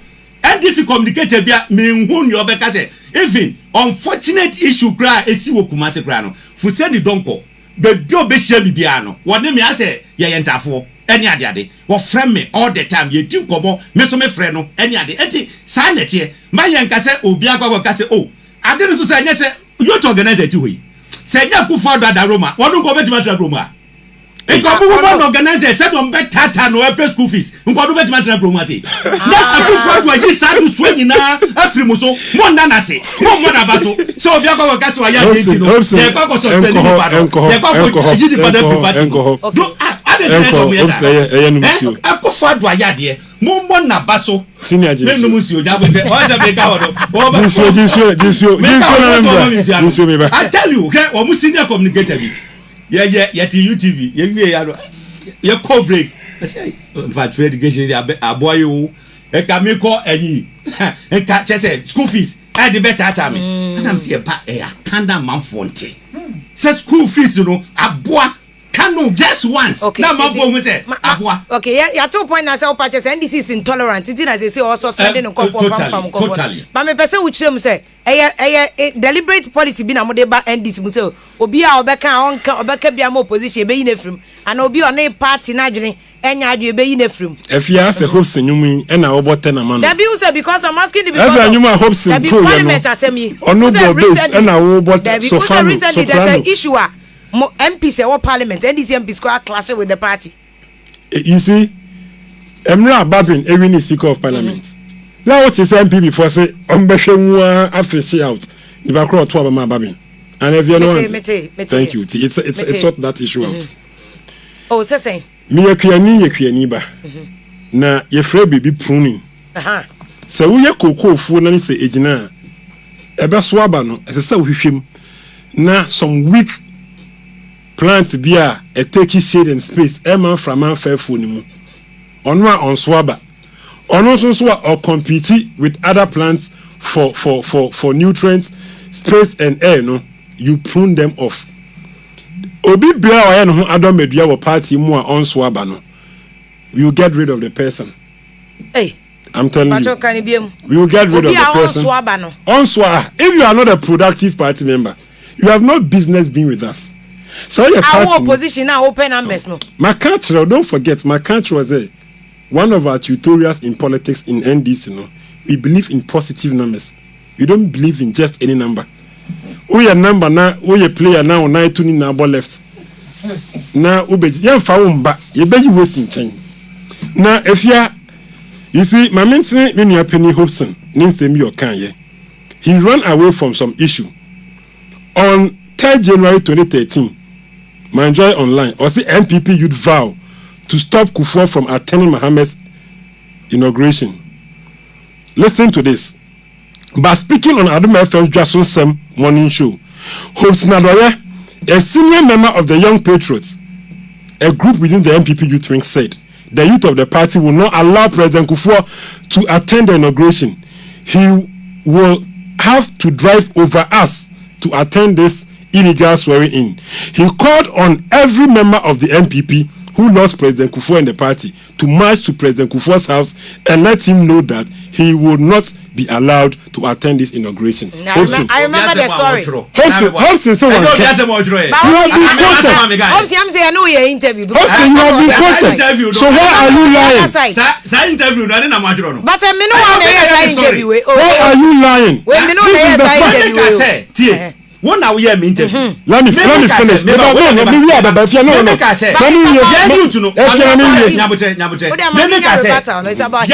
Mabru no. Yen ye ko papa no ho e de na akwa kasa. Mangaza. Yes, interview. Are you telling me some Joy Online? Are you impugning the integrity? Please, that's a credible Then today, you have every right to call for a retraction of that story. Also, remember 1 week. If you think my Joy Online misquoted you, after today, draw the attention to it to correct it. No. You can't run away from this. These are your own words. Your own words. No. Your own words are being played to you today. And then someone who can. Messi, your own words. I stand by it. I will never run away from my words. Be a man. Don't run away from your word. Hopeson on call our show. Your people are watching. Your integrity is at stake. Stop on by force. I didn't say that. That's it. Can I proceed? Yes, you can proceed. The second one, he spoke about the hospitals. So President Eka said 24 months. It's a blatant lie. It's a blatant lie.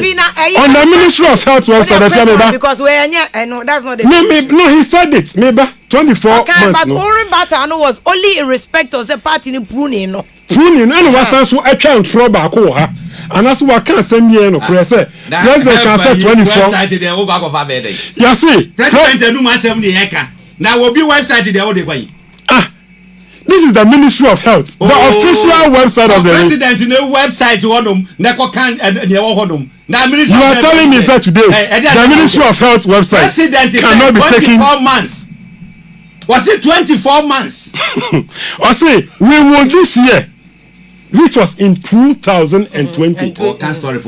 We will this year begin constructing hospitals in the district. Constructing 88 hospitals in the district without hospitals. This is President Akufo-Addo. Nowhere in this statement did they redefine the promise to say within 24 months. Like Hopeson Adorye and the NDC communicators are telling us, you cannot run away. I am it was the 8th sessional address. No, it was the 8th sessional address. It is published on the website. The date of publication is not here. No, it's not here. Don't say it is not here. This is it, Ministry of Health.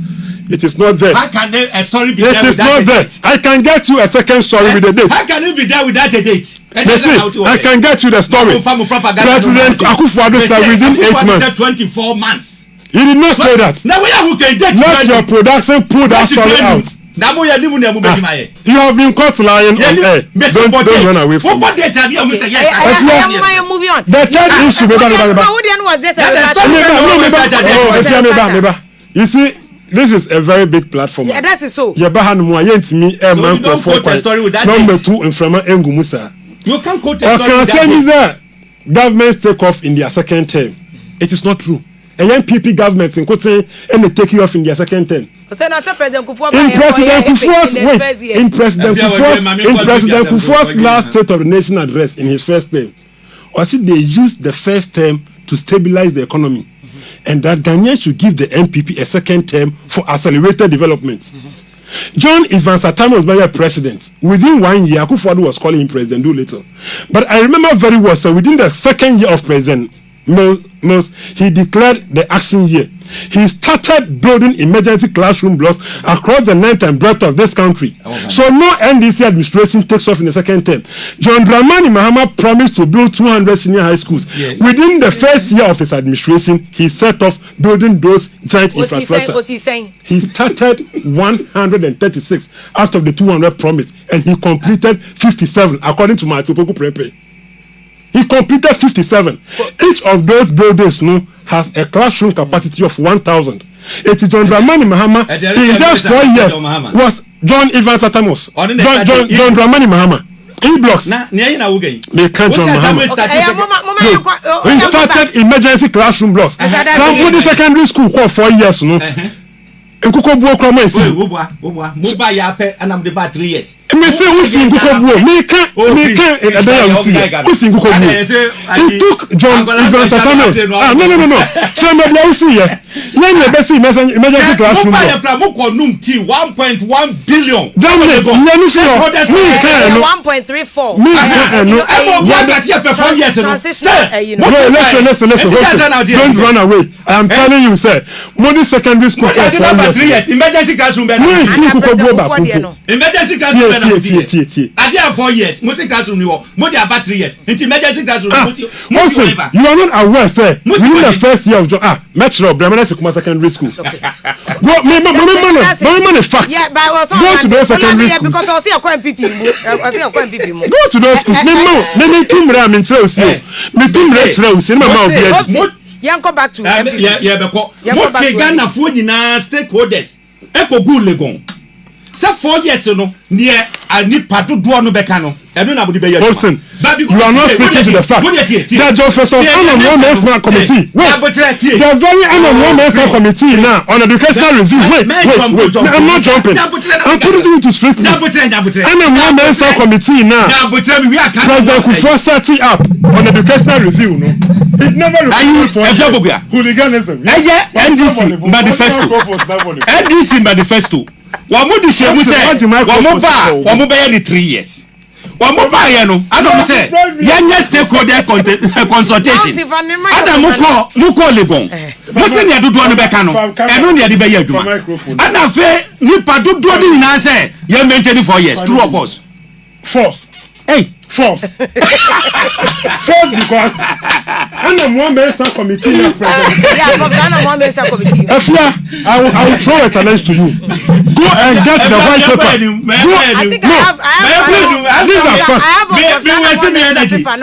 Yes. So that white paper that was issued, no. Take time and come and tell your listeners, say, which cross, and I say, position by the work cross the one. I recommend this, say, you move secondary education from 3 years to 4 years. Okay. In the first place, all your money is cast at TM committee. A white paper was issued. Are you surprised? Are you surprised? I was so vast to go. Nasa Dan Mohammed and then Kola Edako was secondary school. Any part of more rushing. And Kola a course school and second years a course school and they spend just about 5 or 6 weeks in school. I just don't want us to discuss the symbolic educational issues. But the 2.2% pass rate. When you say what's your trial in 2020, the pass rate was 2.2%. The media should follow it. I have given you the lead. Lead. So follow it. If you have it, then come and tell Ghanaians. If you have that information and you are not telling Ghanaians, I will ask you to tell them. Otherwise, you are serving very credible information from Ghanaians. I don't even understand it. The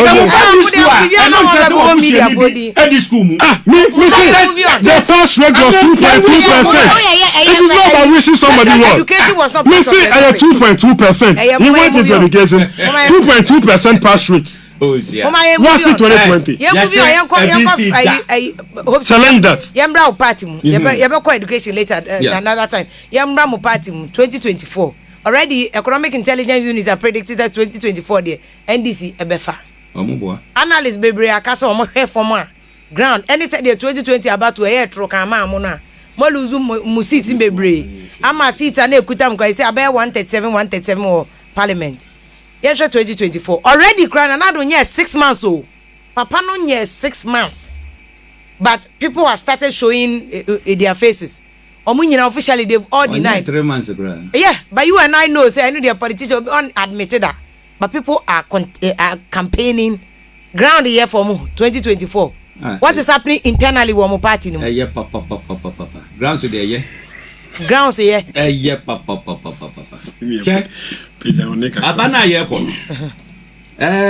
yeah, what 4 years. What I mean, you 1 year from. You were 3 years ahead of us. Okay. Yeah, the baby yaduma. Internal politics there. But I don't know, and say more internal politics are. Let's just say more fairly. No. So, Nietano. A Kufuado, Yankopadum. Mose, yes, struggle, and struggle. 2020 elections, man struggle. Chrome has say, apart from Kufuor, one BT OP with more than 500,000 Chrome had. Tell me. Jerry John Rollins. You don't have the records. Check the 1996 results. I know 96 in their party. Issue up. Yeah, fan cast. If you can't do this. No, 92, 96. I see a Chrome hand. Be Dadson. Oh, yeah, political analysis. 92, 96. Yeah, fan. What are you talking about? There was a president elected. No. If you are elected is defective. Why would you? Ah, yeah, 92, 96. Yeah, fan. friend here. 96. I am 96. Man, 92. I am surprised. I am surprised. Dynamics are completely different. I am surprised. Dynamics here very different. Dynamics here. What makes the dynamics different? Maybe you can educate me. That's it. If you educate me, I'll give you that. Dynamics 96 there, 92, 96. You're fine. What makes the dynamics different? Fourth Republic. You need to control this program. You need to control this program. When I go for a few, me start telling my yeti. And I'll start to box me. Microphone to you. Brief number jai. Eti mi so na botre. Ma ye kan ye. Musu benya kwan no meja no. O si yankwa ground so yankwa mo party. What is happening mo party? Omo person mo tu na na. Me say. What ye 1992 me na me presiding officer. Okay. I was at Kenten Presby Primary School. For easy. I was coming down. Yes. That time, board the box no buy no. So we had the ade mu yetu no. I am telling you, me na am be presiding officer. A soldier for the gym. Get the box nyama gumu deda. Ye be kan ya yi no kra no. Kese me ye lock in pose. Kese etuo ni bi anka me. Wa hu ne ye no. Ye hu ne ye koso. Etuo ne de aba betwam. Ye fa from 2000. I don't know. Yeah, free military rule and you do. About which change question? No, I'm asking about ground. What meba? You free honum the Bamu. At the free honum mobano. May say NDC for our elections. Professor Mesa win with about 43,000 or so. What does it? Anna, John Mahama, I win about 300,000. A little over 300,000. A Kufa Dubai, no, almost 1 million. And was I winning 570,000? What's it there? What's your struggle? And that's an organ. I'm struggling. Yes, struggle. Yes, struggle. Say Mahama 300,000 now. When you're 250,000 now. Then what catch me say a struggle? I will believe it. What is it? What beat you or money now? What more was or musetting now? What beating you now? NDC after Jerry John Rollins. What more wine? And 51% in the election here before. Dom, you guys say Dom Messi quite 51%. Dom Mahama by 51%. And it doesn't know okay. Yeah, you come. So on the general, eti ye boy your homework. Ghana for a who say, ya jebi papa, Edia Momo. The senti or muke so ye den, etwaba. You see, America crana say, Wamudie, Wamuna ye giant in India Kaika Hukrano. Yamaja better or honomusao. So on the general, a crowd a water call America. Who can no be more card as ODPR.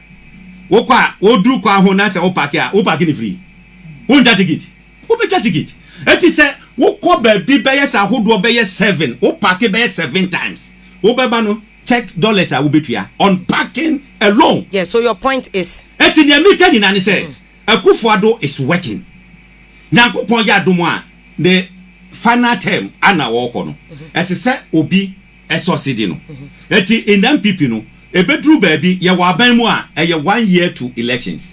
Ana ye ko primaries the next February. Say your opposition ana 2 years to the next elections. Ye be ye sade no. De mom sabe ye amanfo hu say oh Nana Akufo-Addo Nyankopon adom wanya the second term awie no. Afi amanfo ahyase ana we na ekọ. You see, obia wo nipa wo pe no. Obia Alan Akufo-Addo camp is it still there? Akufo-Addo camp bi ani babia. Oboa. Babia ni ho. Oboa. Babia ni ho. Bibia ni ho. Sa abaye be koi Akufo-Addo camp bi ani babia. Ah, hwe ayana ebi mu ye mistake. If MPP for ni bi kra nim. Dr. Bawumia, do you know say Akufo Akola wa discover no? Do you know that? President Akufo Akola. I'm telling you.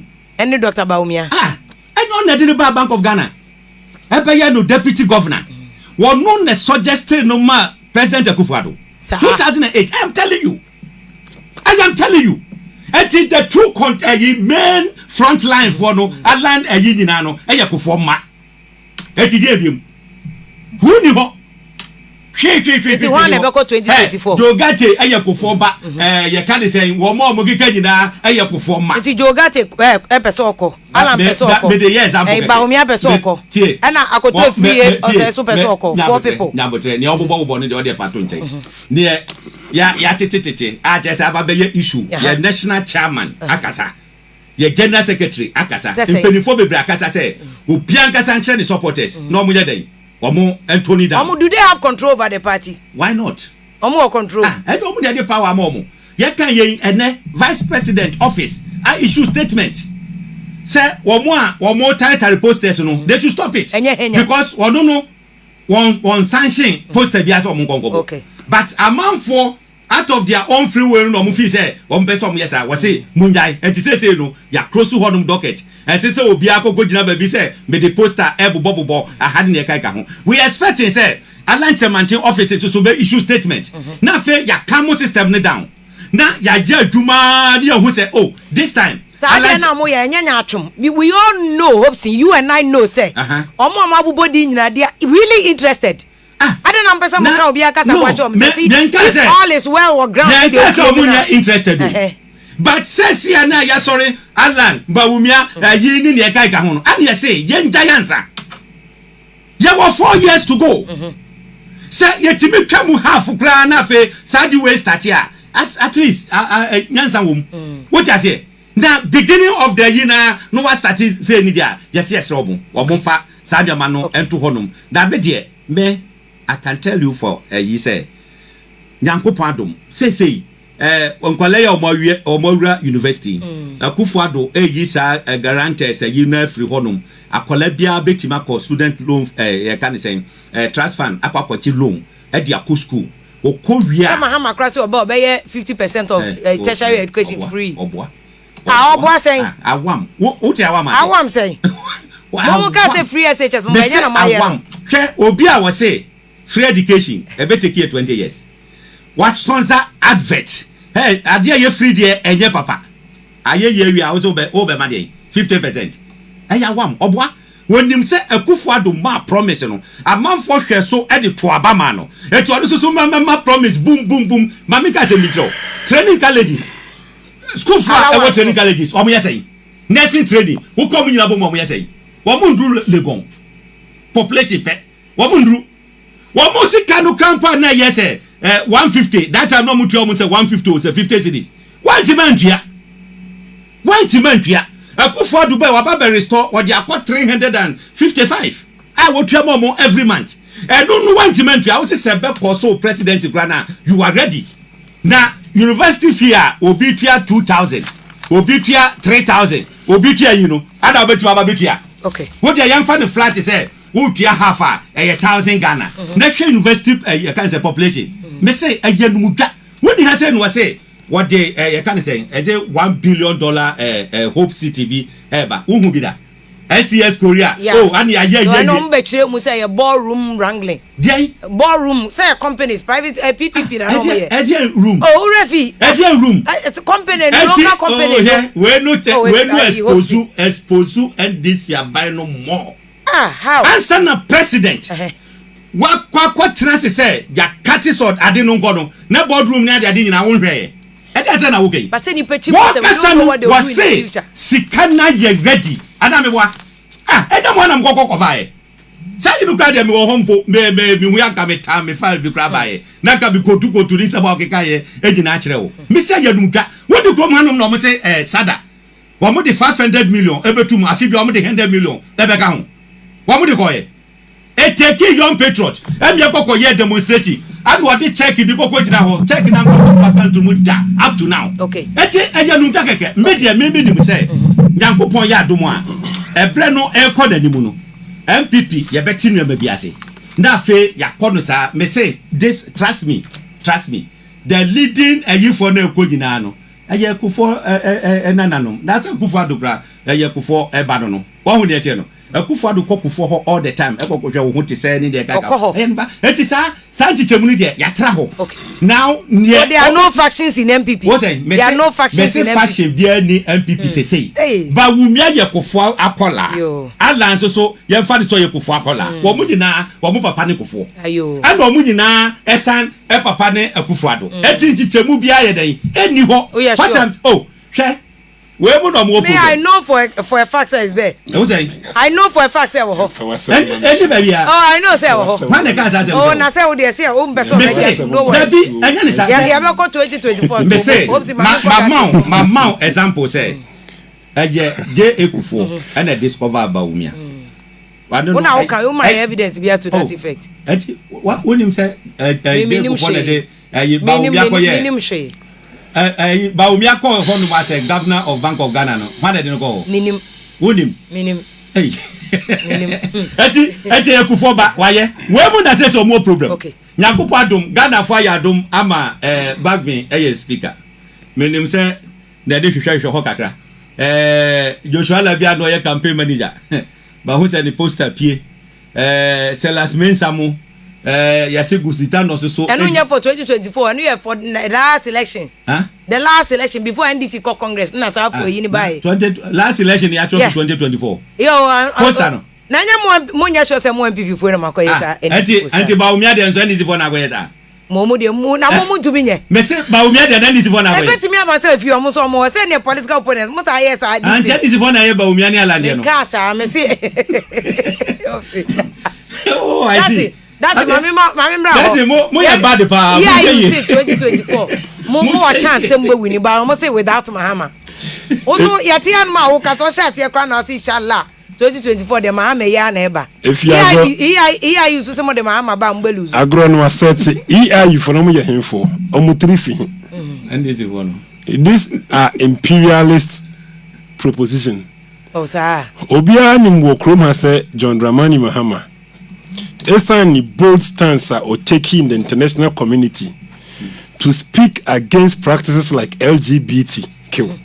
A man in my worry, a man in meme warrantino. Some Western powers empenasem. The EIU is one of such bodies. It is controlled by the Western powers. Western powers, yeah, moko if you World Bank TK. It's the Western powers, no MP. A bold, decisive, and visionary leader of any African country. I am not surprised, say, EIU no projections somewhere, you know. Almost said His Excellency John Dramani Mahama, and I had anybody said beautiful fracture. Now, Winnie. Meti and Misri, infantile and basic. Because you see, against his MPP presidential candidates, and I'm pair the strength against that of President John Dramani Mahama. Granted, Sir President Mahama, you fool said the inquiry. Is the EIU telling us, Ochina, MPP Eco Family Abema Hopeson as their presidential candidate? Hopeson can beat John Dramani Mahama in an election in Ghana. If they go and bring Adorye as their flag bearer, Adorye as the flag bearer leading MPP can beat John Dramani Mahama. If they go and bring Chamawun to me, you see, EIU analysis no more. They never discuss whoever the MPP is bringing. Yet you go ahead and make a flimsy conclusion. Says His Excellency John Dramani Mahama, dear Yebelusi. We do not need the EIU to tell you this. If you Osha Bossa Taylor Bossa Kunini Kufa de say, and Hopeson is not talking about it. Could you upon Kroma and Co are run away from their promises? They promised every district a factory in Ghana. Hopeson is talking about 70. Wait, Hopeson, we are talking about 78 factories. Anyone new? Give to Africa could not do any allowance. Google and look at the promises they made.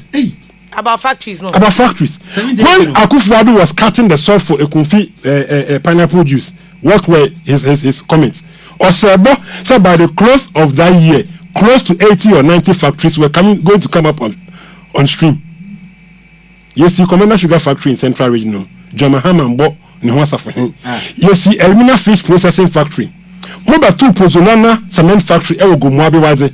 Yanfa Mbo Nwasa for him. If I tell you the cottage industries John Dramani Mahama and the NDC established in Central Region alone, I am from one day so one factory. Kumasi Shoe Factory, Bupesa Shea Butter Factory, no. When a year. You have failed. When you talk about the one village, one dam, how I come to say how many meaningful dams and see according to your own weights.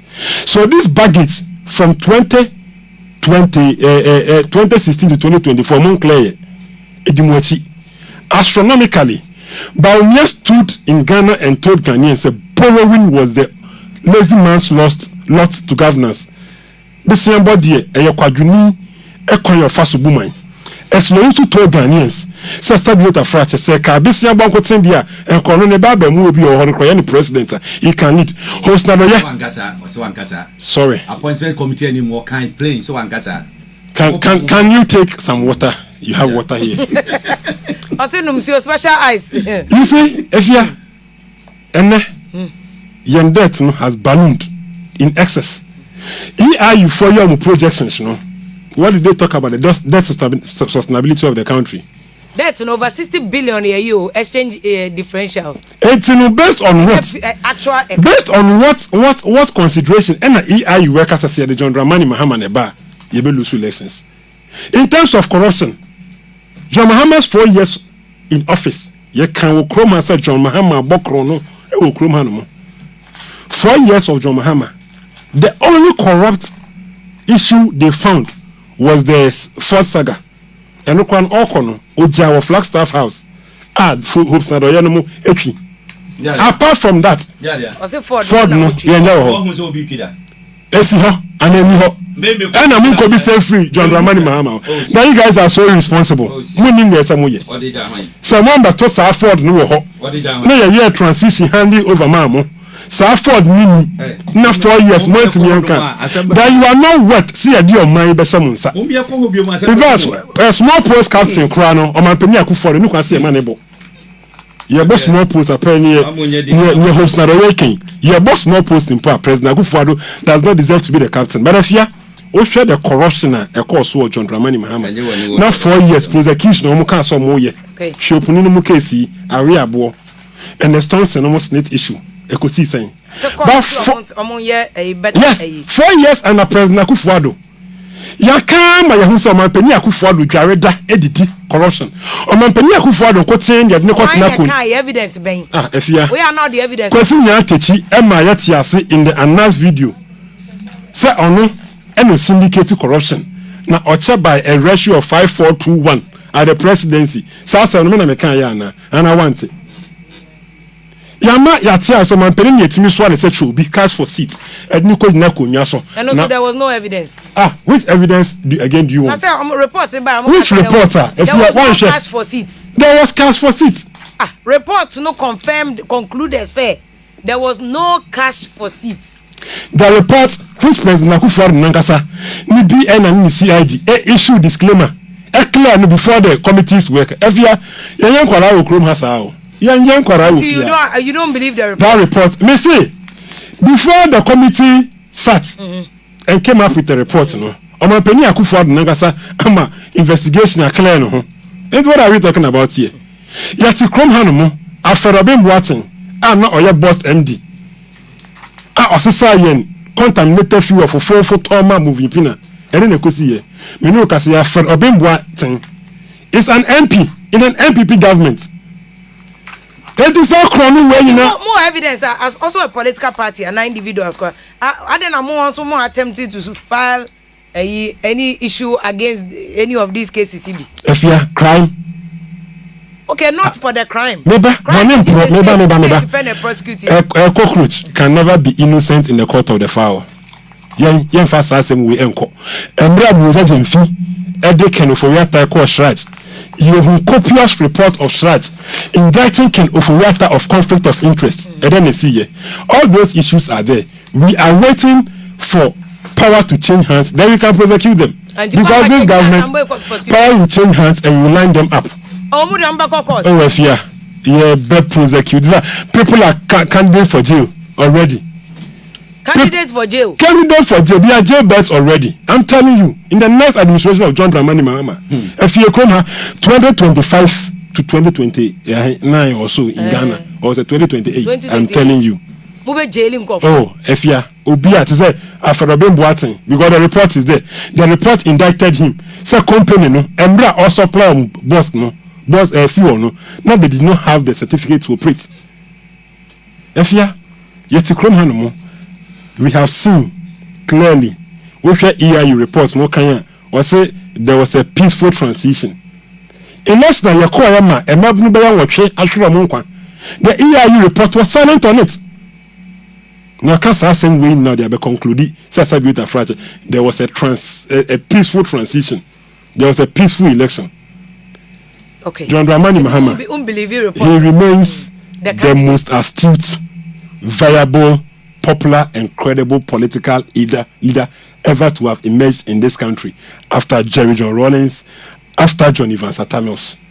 Because you see, I saw one of the leaders ammonia. If you're coming, the only for fun waka. Hopeson can send someone winning by 1 million votes, and I'm a and I could for the Bay President, His Excellency. Or say, why free senior high school? Why one village, one dam? Why one day one factory? $1 million per constituency. What supply ambulances? Okay? Obi we no what free water. Sir, quick loan is you. No, or the man, yeah, no. What free electricity. What Jessica. We're running the most expensive campaign ever in this country. If you only one or coffee or no expensive one account most expensive campaign. In Central Region, we saw the opulence on the display. The money they said. Almost a good part of the Primo campaign.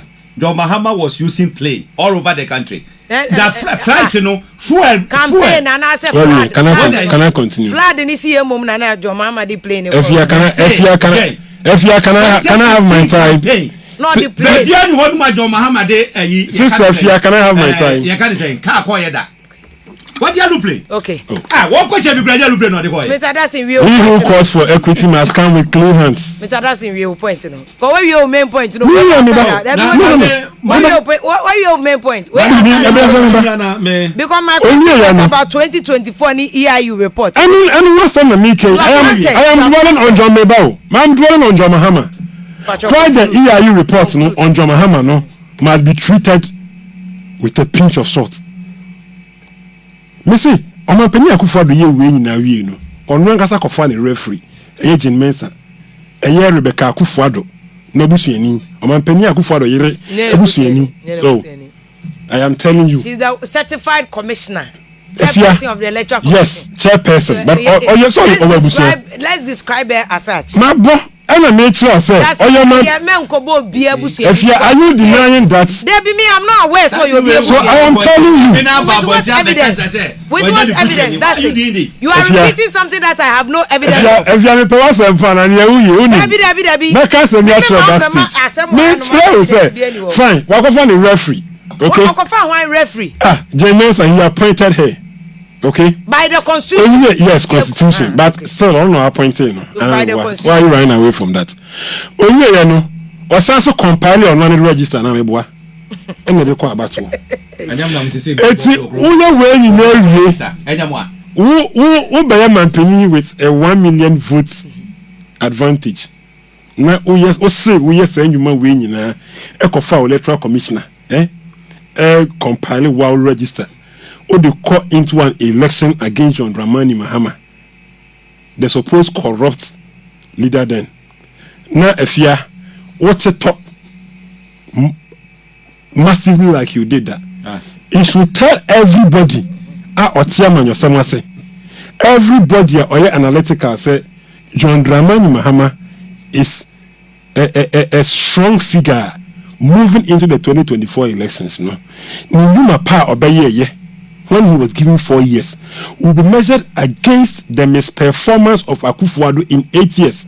A chrome hanuma and a cement 1 bag, 50 cedis, and a fuel 5.4 Ghana cedis per liter. And a chrome ham no say, who come chrome Bramana Mafopoma. We were Paco for Comnabo desire, and Miko Crano, Yatiko na Hatasiwa. Yes, he can't talk. Go to the hinterlands and ask them. I'm on Toko. Coco said that. Coco cratching in this car auto cocoa na mount. Coco body into me compares come back room. Yanito cocoa. With all this hardship and misrule and the corruption and abandon are starting misrule. It is just not misrule, a reckless, clueless, and insensitive administration of Akufo-Addo. Okay, 2024. I am telling you on authority say John Dramani Mahama. He has no opposition in the NDC. He a call for acclamation for John Mahama. It is anybody's right in the NDC to decide to contest John Dramani Mahama. We will not stop anybody. Obi obenya kukudru obenya pepa say obeda so die say ye 24 so ombe prebino ye be man form obe contest. Now water will find its own level. John Dramani Mahama will lead the NDC into victory 2024. Hopeson. Under John Mahama, you need him say that soon for 4 years. Raise your voice, Kakramano. obia hu edi adanse si edwaso mu for 4 years hairdresser for barber shop for any ade no munya adwumanye ene akufa dada roma obia nya kakra di NDC so mo surveillance na mo ba power omunya sa na sesem no mutum omunya sa na sesem no anu say mahama kaseti a LGBT how fine no hu em nwa what kind the book no my first coup d'etat me kind ni nyina when him say Andrew Solomon a tro na say he came to I say onimne keke nyabotre me kase Andrew Solomon and they get the whole word gays and lesbian or mo chairman and now mo president in the forward no tro ye no was so bag na mo call wedding what did your Mahama call wedding honum adom ma yonku fadu mu no ye den ye den Andrew Solomon obeba oba ne be ma omo ware wedding ada se be ma ne be ma na se oba ne oba oh that be it doesn't mean please Hopeson please any gay for nyina na gay for wedding Hopeson that's not fair oh please na Hopeson uni mo bi o gay please uni mo bi o gay ma me come asem me say Andrew Solomon be to go from America say oba wedding wa ha say wonim was say ayi was starting now amasam matokro bi mu dan anyayi omo ba ya gave for ayi oh enya meme book do Mahama nkasa ni book a ba otro wo mu so mo ba ya gave for wedding ana was omo ba wedding was starting wo mu so omo ba wedding no mo ba chairman of gays and lesbians wo ba wedding be no ba now we say we go kasa etia na de ya munja sada nsese mu ya mututu wodim ma me kasa semwe Oka corruption. Hey. If I say according to 2024. Me dey ba ho. 2024 sabi ma we na be play. Wasi antiminchi obi antumu. Hwe, ye wo krom ha sei. Ye wo MPs or more parliament is here. Awo mo je double salary as ministers and then MPs. What to be prosecuted one case. Oh, nyabotre. Nyabotre. Woni krom hanom na ma jami du say. Amanfo de omo henene omo asofo ba ne fie ede de kai ka ho e be pa chaw se madenya yi and that is so saji ni nyina no na hye ma chami du nsa se obeye sade no onu so a chaw pa nji anaja onu so tira ho awase majai because onim se wonti menye ede de kai ka ho number 2 domolevo se uhu tama de man appointment do Mahama lu support aka 6 days ama na free office no and what in the bar? Say constitution no man coin. Very good. Say Akufo Adom Peniswa. Akufo Adom buy na 1 week. Obet magaje say proceed on leave. What the president go to me do? True of us. Ah, na dey busy. Akufo Adom lawyer na. Obiya believe ni say. Aya men yes say dey we bin see that. Ye change power MPP buy ye. Amanfo kakra proceed on leave. Atamese buy ye nipa do proceed on leave. Eti Akufo Adom buy obetima mo proceed on leave.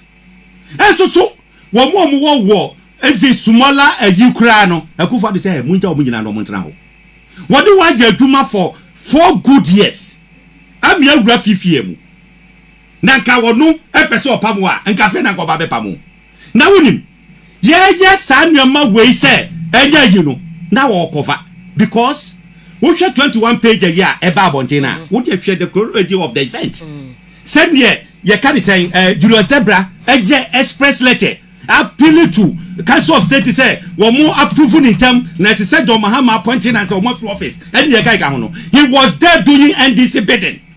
No, but that issue was never raised. What say? And kasa asem ya man no mele boni board ya. Akufo Adom. Look, Ghana for and na Nyankopon say what dey Akufo Adom my this time. I'm telling you, papa ni nyansa no dey na dwuma. Ha? Send na na anim Akufo Adom kum prekudesi no. E just say what you. What did nyansa? Who ko ka sem channel o tie odin was okay. I'll work on it. Who be ka say what say we na dukra. No, look, this is the man. Anyankopon dey na address ye. Wajay ya say nka ye betima ye. Now, say ye audit a year.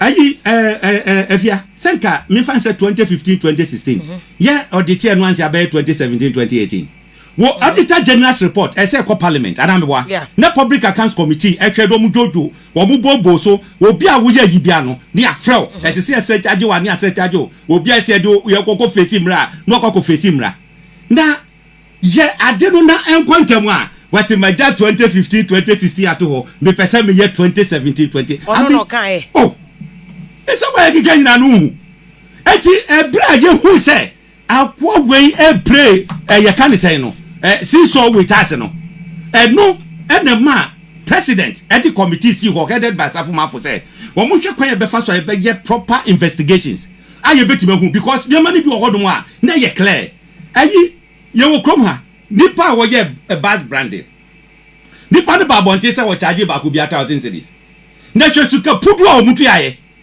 sika pudu a wo mutu aye ne di na wo hodon but wo penya sa de na wo ntimi sorry keke enko ka say yet you radio so say wa ye say ntino ye di na ba court as say we na hardcore evidence which na sa hardcore evidence no auditor general who pray major part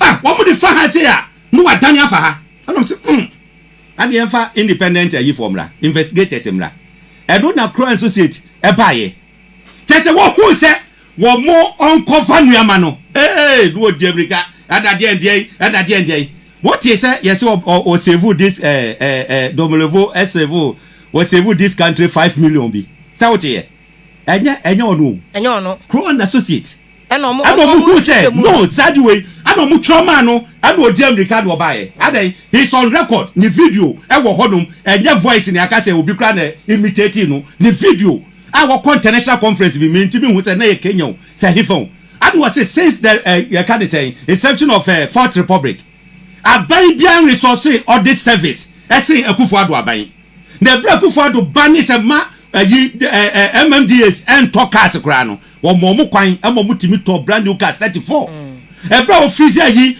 Akufo-Addo mo financial clearance mo recruit nipa over 300 okay that is here cancer fighting corruption nobody yes sample excess microphone no wo ba yes adoma we gina eti Domelevo wo no wa maso oba be boa o man Ghana na mom oba ba be cover John Mahama ne nkrofo that is what you are claiming what say that's what you are claiming me claim say no obeboa Mahama I don't know where the story ya me catch we aden wo chat me to me ni wo kan etu dey jam na me kan sa men chiche ho etu dey bra back to 2024 na what dey ana minia hwe ebra ekoko regi budget a ye de nyama etu akwan mu nyama bebre o budget no mu a ye nhwe yo ha aban e de seedlings eba say wo pese oye kokofu a ha wo de kire se wasase ni koko board be hwa mankofo ado apama ye bibia na aban ya mo seedlings free ni aba be bibia wo say free seedlings opuli ye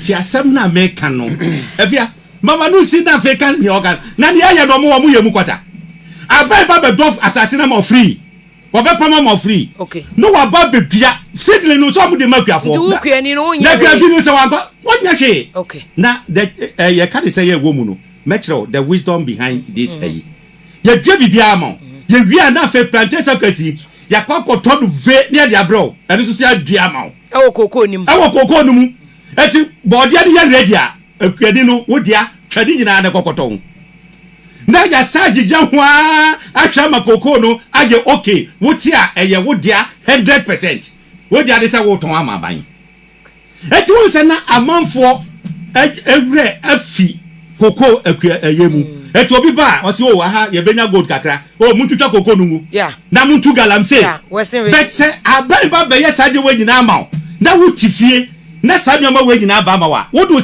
wasase kwa koma se ye tu galamse you not do it so on eche no eti ne yeye eje aboani na enu ene ba say from 2004 to 2008 na Ghana under Akufo ye ka yabo ewo Ghana ha na se ka na yade no Kufo di bi ka ho e ma no ko 30% eti emfa ne se na ye 10 cedis a or the 3 cedis ene be den e be ka ho now from 2008 to 2012 eye Professor Mers Abreso no ne ka no ahuri ako 269%. Ops na yenum su. Nyabotre.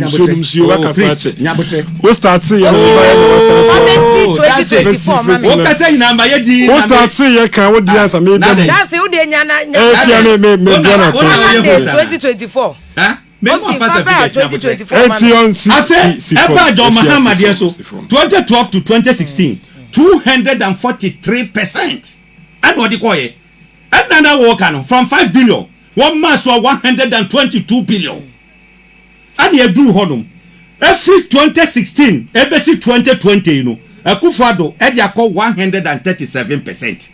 Moti honum say dey e dey say na moga no so we dey tell no eti wenum nyina no omo no e ya do monim ne omo ka but ne metimaka ne say the worker say eye a crime expiring date ni hu no mamu nya mo adwene say corruption ko so no a ye ntimi nya yi no mo fam ho adi da odo de mo buntu ma adwene na 4 years ya mo ba ntumi nya ba akokra no afia kokra say o kan ni Akufo-Addo kafa zumlayo there is no expiry date for crime. Yes actually there don't worry nyame adom masa mo ni hweye na tonu mo bobo kro ma mo ye kan wa de na ya to ho wo se wo nya biem fine another serpent of corruption 2024 mama.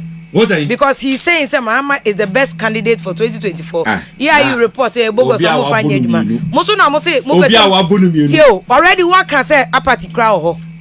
Na musuma san claim some say apathy nim. Say no so bi wo me kwa me analysis say me ka say bi wo. Na mose mo pese mo break the 8. But say obi aka say 2024 dey koyema NDC is very likely so mbe winning. They are no my year koyema mo. They are there. Some mo bone so do so mo so mo ya bone ne say. Say Dadson ni nuaba eko school free na ye bone.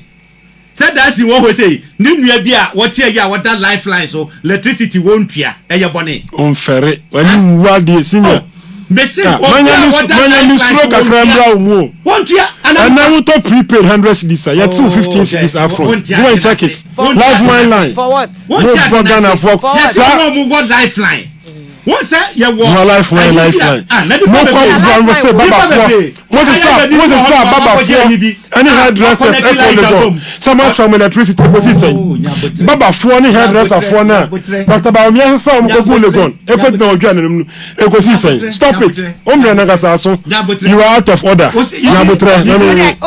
You are out of order. That's it. Mami kasa. You are out of order. 2024. Sadio madi nyina ekoso. Eti ade e na be ka se ya je boni nti no omo pa ne je. Do you say mbetimi break the 8 no? Why not? Ye. With what? She. Evia. Ebe ga gra wo ko. And ba omi na be ba na say then against me because on they were making it clear say mama na be ba. Bridge na ebe cross. What I want to say is say for the first time look at the massive can I say infrastructure development in this country. Yan called railway sector. Yan called railway sector. Now make us say we say ya cross you know ya drew mo nyame sro ni mo ba akunko o hwa Ghana fo ani ma kan railway sector wa se afia mani nko ho o de mani lande na free time bank railway wa mani lande no oh jaisa o han guy o twa drama ka that's in mani lande afia na da so ti kemko so gwa sem ni e ka okay but that's me ti kre koma ma me ke koma me se me ka akoso mo mo ba power na train free time bank akoni 40 I 40 that time I support China train down ba when was the last time check if you check it I support China train check it okay I'll check just check it's a one to Accra check it it's a one to Accra check it but that's it I am aware say railway line me tell my Hopeson area how man kasa on the no what kasa be brede you Hopeson ma me make point o massage when I walk out when you na kuma kasa ja ma me mere kaka me kasa when I go you fit away Hopeson oni pa so massage on sa so I have pepe na me ti I change contempt to Supreme Court I go we to that agonya we so me face ticket pepe na akwa wo domi grade say oh NDC Ghana fruit torch gagre no e be me kwa secretary what is it Adorye say there that be okita tweeding oh that me feel eh shey na wan koye contempt shey na wan koye contempt na sa that be me person what you say Adorye e sha se ache onya botre ye kasa onya botre bi ye won say tama wo kasa no ye din man what I'm saying is say obi owodo yi mu obi a wowo ye ka de say atimpoku honum baby a odru ofri so menya o akuse yeah, akuse honomo. Office woman now about Dumase, no back bomb. No, and yet Dumase main road. Akoso more road. Baby, in Sionodano. Bomb. Honum, any adinano, they will tell you, say, one who said railway line, airport. Ampa me who. Obia Bacachino. Bamu Guso, yeah. Now say no me kwakoso my so railway small money. Every time yes, every time action chapel. Yeah, baba modern ye can say train you wo hodum a ye ben no Japan. Then first phase no ebesi honum. That is say no o ko voter regional. Wo betimi apake o car wo Japan no afro train. No abankran. Won say train so there. Say ka say 15 minutes ah. Ado traffic bi anu kwa mu 15 minutes pepepe na dru. Ye beto so afri hono mo dia fa Eastern Corridor na akwakosi mu wo boko hono na ayifo no ye ka say Burkina Faso fo no wo mo dey agreement o mo so de o mo dey beto aso eti wo beti mafri ha sei e ko Burkina by train wo ko Western regional is working what you say ana sabre ya me ne wo ka sei ati we eba system mu sisi a efia power ebese aboye be fair to your listeners ani yaye e wa ha sei eti ne wo ka no me hu ni opese wo kire se ebia we mu antima judgment no ye beto abatia ya na se bisa no I am saying say Fourth Republic ensida but ebisi John Mahama nkwa no mo de no bade a ye ni problem mo beti me biti no ye be biti na nkasa what you say ye be biti no Gufuado akwepo no first one but the second one atoso third one ni pafofro nso so be man of dirty slap pa na this will bring our mabium wo be ko wo mabium eh strategy sa quarter no si wo ko yina na strategy o Akufuado court no onya sympathy etimi so wakasa no what is say wo se waje Supreme Court decision no what is wo se waje atum that be so say okaso omonjintu what one jintum o se omonjintu what up to now what even free Akufuado enka say president congratulations what you hear but has Akufuado congratulate only me Akufuado you are appealing in against Akufuado what time Akufuado 2013 29th August 2013 men then we court room honum adomoma judgment ye 2 years straight what do fear first thing ado free President Mahama amisata video woka say Akufuado free Mahama de na face who that video no yeah I know I'm aware of that congratulations I'm aware of that press briefing now up to now John Mahama there was say one free Akufuado enko woye kokotako dodo that's it Akufuado lose 2008 election no time end of frame was congratulated 2008 oh maybe find a question okay 2008 no you are not current 2012 what are you talking about and crying Ghana don't delude yourself into thinking Accra is Ghana that is a mistake you guys make because in 2008 I was an elected position member. You were not an executive member of the NPP then. Which executive elected position did you hold in NPP at that time? I'm telling you, sir, me and I'm the elected officer of the party. Me and I'm the elected officer of my party. Now we are one in NPP. No, we are elected. You are Goro boy. Now we are Goro boy in NPP. We are Goro boy in NPP. Yeah, you are Goro boy in NPP. I'm afraid of Mahama. Hopeson, when elected party officers are talking, keep quiet, let's talk. Oh, yeah. When elected officers are talking, please. Oh, yeah, elected officer. Yeah, elected officer. Policy utility player. Oh, Mami come here. The central region and I even walk away campaign. Western region ground cross over your campaign or and family. Bobby, I will call you in the Hopeson. I know family. Oko Abidjan. Oko facts. Oko Hill and family. If you cannot have my time. Mommy reading messages. Hopeson. In 2012, Mahama never called Akufuado. Did he? Dadson I am me fro duku kra pacho to duku bia send message tio Eric duku no say people are just following personality cults enti e was almost share party ni principles any on my Ghana nkoso onye say just personality say ma na Ekufuado na say ma oka no apa papa bi o say NDC is the biggest problem e wo Ghana ha ni nyina aka ho na ye de problems we say ba na obi su di na tem but udi atem de ye read message no Sami and oka say some of you who mo be kan asem no friendship said ye tie na mo de ne nam nchen na mo ye ne said ye mo pe tio ewo Facebook no say Okada mochre NDC mo kra na mo kofa Ghana problem ba mo tie anum ka sete 2024 mbe wini we he ono so ne comment a ode ba ye no obrempon wo Germany so send comment no say ebi mo ono ma o say enka nche obi say ne 100 euros kra na ye obi monthly salary ti we mu ba mamba emedi atem o ba be kan adwen ne ko ba bi me ye mama ana say obi a abrante ba ko mafo ewo Delaware ono so ne message ode ba o say Mr. Dadson no a o wo studio ho na fia ka che ne say o ka cha aloteje ko sa babia nko tari poster mahama ma no hwan anasa dodo sen e na omko tari poster o se ka che ne maye na NDC is saying that they should tell Ghanaians when and where Mahamad's kids posted any poster na ba omia de ono anoye ono ne candidate Amadu Tariq ewo NDC also a secretary Awutu Senya Iskaswa was how can Hopeson say that it was completed by MPP sa e-blocks in ni ade nyina yo omo NDC for project was he Kaswa fanko emuna first kra omo kofa students intake in September 2016 tikache Hopeson say the all can dey tro and odi ne yeso ya kire dada se tro na odi ne wanita wo osu usi wutie ya da se passe wutie wanita ye chia wo no wo kesa mo ho enyina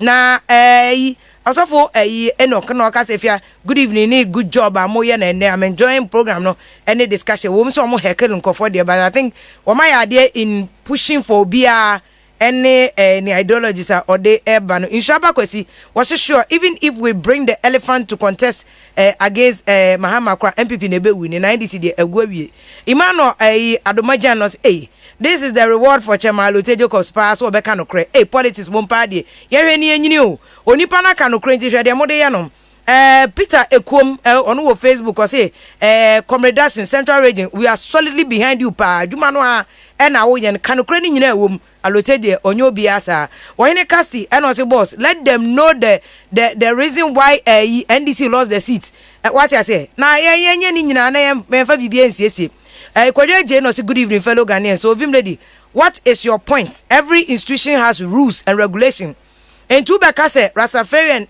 recognized religion onye recognized religion rules of the etisen I don't have the answer until I'm say enko court no Ransford Okan o say ve mo mic mpacho me da se pa nana asamwa no NDC and propaganda they say ya na moye muntumi raise fans mpo enso propaganda na mo sorry a moye Collins Kwame no say I'm in UK.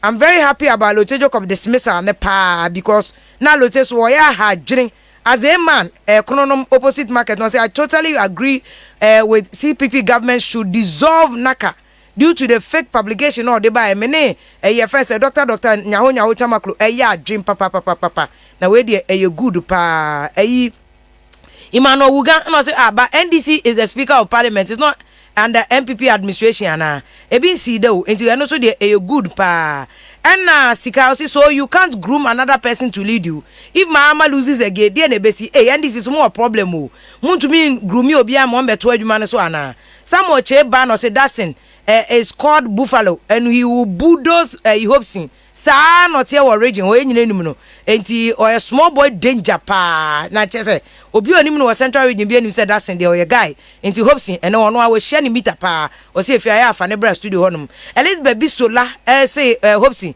be concise and consistent in your submissions as and then o de wada na no asikwa no bi be type one as say boy Mohammed Malik because even Bodio say one was completed by the youth commander E-block Mokasa and Mauli Anete Osefia as Hopeson why Kakra Samoa is no more in MPP. Pacho Kakra Samoa fi MPP no Hopeson anymore. Kakra Samoa left before 2000 elections. what I say enti that time na kakra sama wo MPP na ne do ajawo na ye crossfire ewo joy nti omo de omo chebe obi to be change say party there the joy solace was if you see the kind of a year NDC for a year this is happening in central region has got nothing to do with Nanado as one said that since chinchinia of say or they be for Nanado meboa Willie P no say please call chairman allotted to defend himself now that's in a good animals and you crowd do and you be for chairman allotted Boachi Nana Yadom no say MPP should wake up if he has an agenda against MPP sir na if you also na election you must say if you are MPP if you no has an agenda against MPP vim ladies wo huna mane Tina Aka o say it again Ofia say it again Akosia Dumel o GM for 2024 omuni be bia omoko ehwa GM ho na omo e de cordon kwesi Pedro and o say this small boy Dadson we ho man kan che no an kana no antumo osuru on ma so no obebudozi obi ano na so be ye hyekra na amukojo no se afia de be ye kra Hopeson ne Dadson na mo munyanko na don kwesi Pedro o under incompetent Mahama we slept in Dumso 4 years of Nanado yet kanie mu na se yankoto aba ma 2024 mo de mo temo papa e wo studio honum say into we ye mu Facebook ni mu YouTube commenter mo de aba na ye da se mo de comment we aba ye final comment na fe minim se betime be phone lines about to de betime afa just a couple of phone calls 0302 24 3529 0302 243547 tieni ebiem 0302 243547 0302 243529 where numbers are betting me a friend now do there but hello good evening yeah fine evening Patrick say now ka say free him nyame adom balolo ni ka sa fila bali balolo yenti o balolo me ba cho kokos na yo se o NDC kokos no sa kunu me pese me ma NDC fo ni na ati asese sa kunu enye NDC fo se nko mu ye kumba omo eye Adorye ede ma kunu ankanye sa eye nsemu no mba beka sa issue no omo state omo religion no beti maka say ambiguous esan say se mu ye obi a mo ho adwempadima party no a mo betena se na ma adwen ahunu say ye party na lusu de ba de na ma party lusu ye na de na ye ama mfimpinu ni aduanu enan ye betimi adi enkunim na wase party papa bia no otena na wodwen ho na alotejo ko so no kwanya mien waye anoma kokoni koni a okwatifi ko nusu a no aba na fo aba bibisa enunti na ye NDC fo no etwa no eboye no OPBB adi we ye siko fan Pamena wase balolo no dey comment we buy or say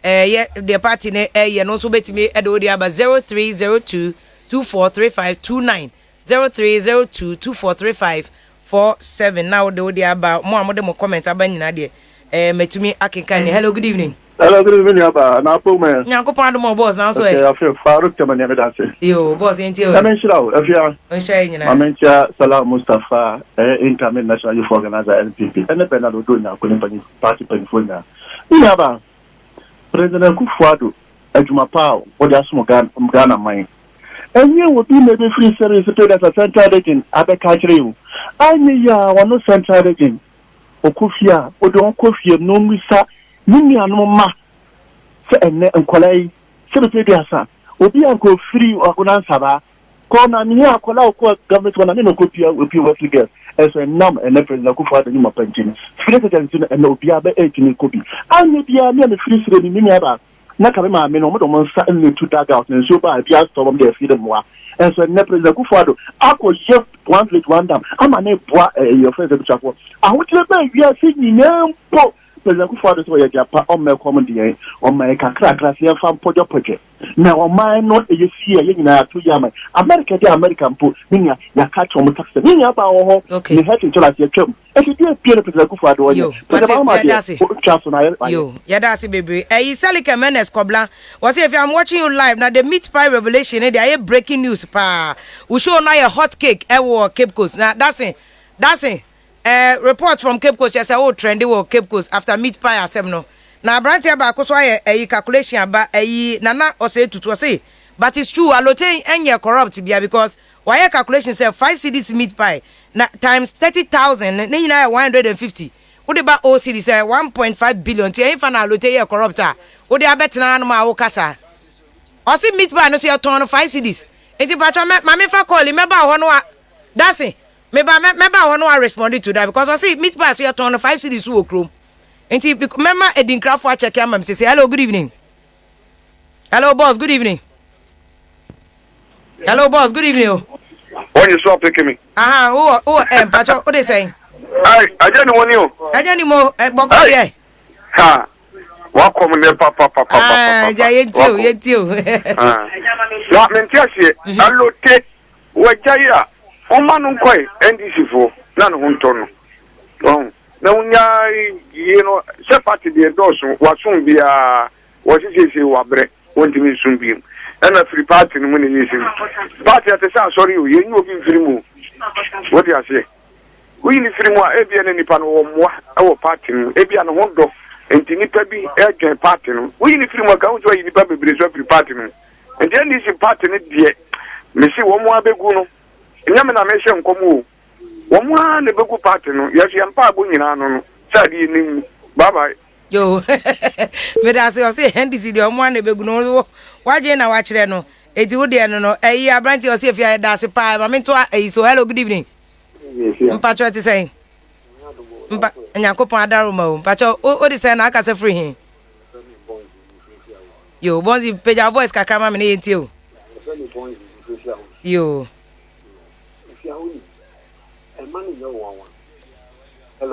hello bonzi mitio mani yo wawa alo tejiko we hu nyama pa na alo dan kwa kufu ado ni enti se we hu na oka endi fomo siden we se endi fomo pe no kwe enti ka be pa endi fomo ka no kwe se hu endi si le kwa obo ran de intro di ni si o endi si fo di mi se fia pass no alo te ko no be mu so bi fa ono so obi ti fa ne bag di alo tejiko fenji enya lo tejiko fe e su pass mo mi se yo be hu yo Ghana ha no mo o endi si fo mo di a o mo mi fia yo mama na wasi bebre wo so dia by be for another person ya the commenter hello good evening hello good evening pacho wo so hello good evening hello ya for another person I can obi so messages are on so dey about his wall insurance vim lady is tame though vim lady is tame that's how vim no call from hey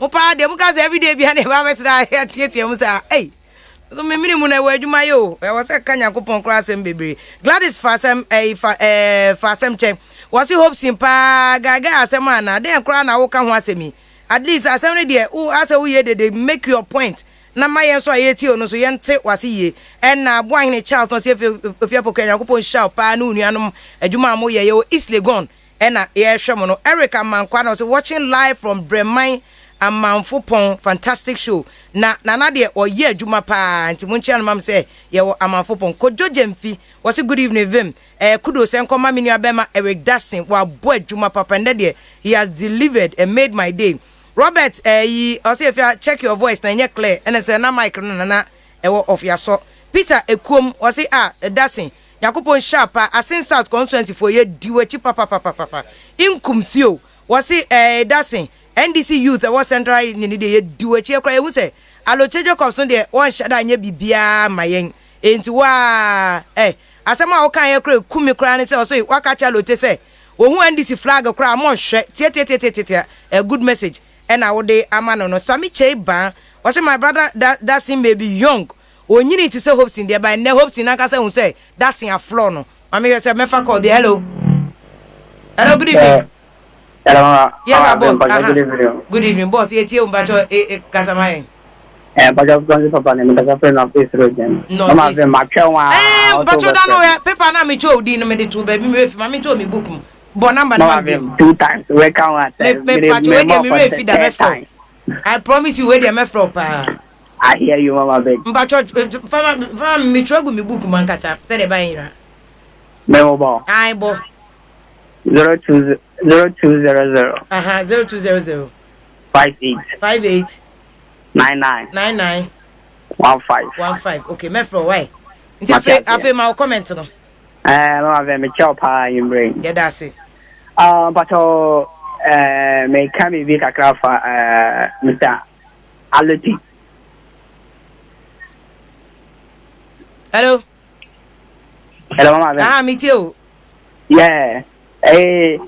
All the last time this and NDC amambo time and take a cafe NDC for a movie gonna scar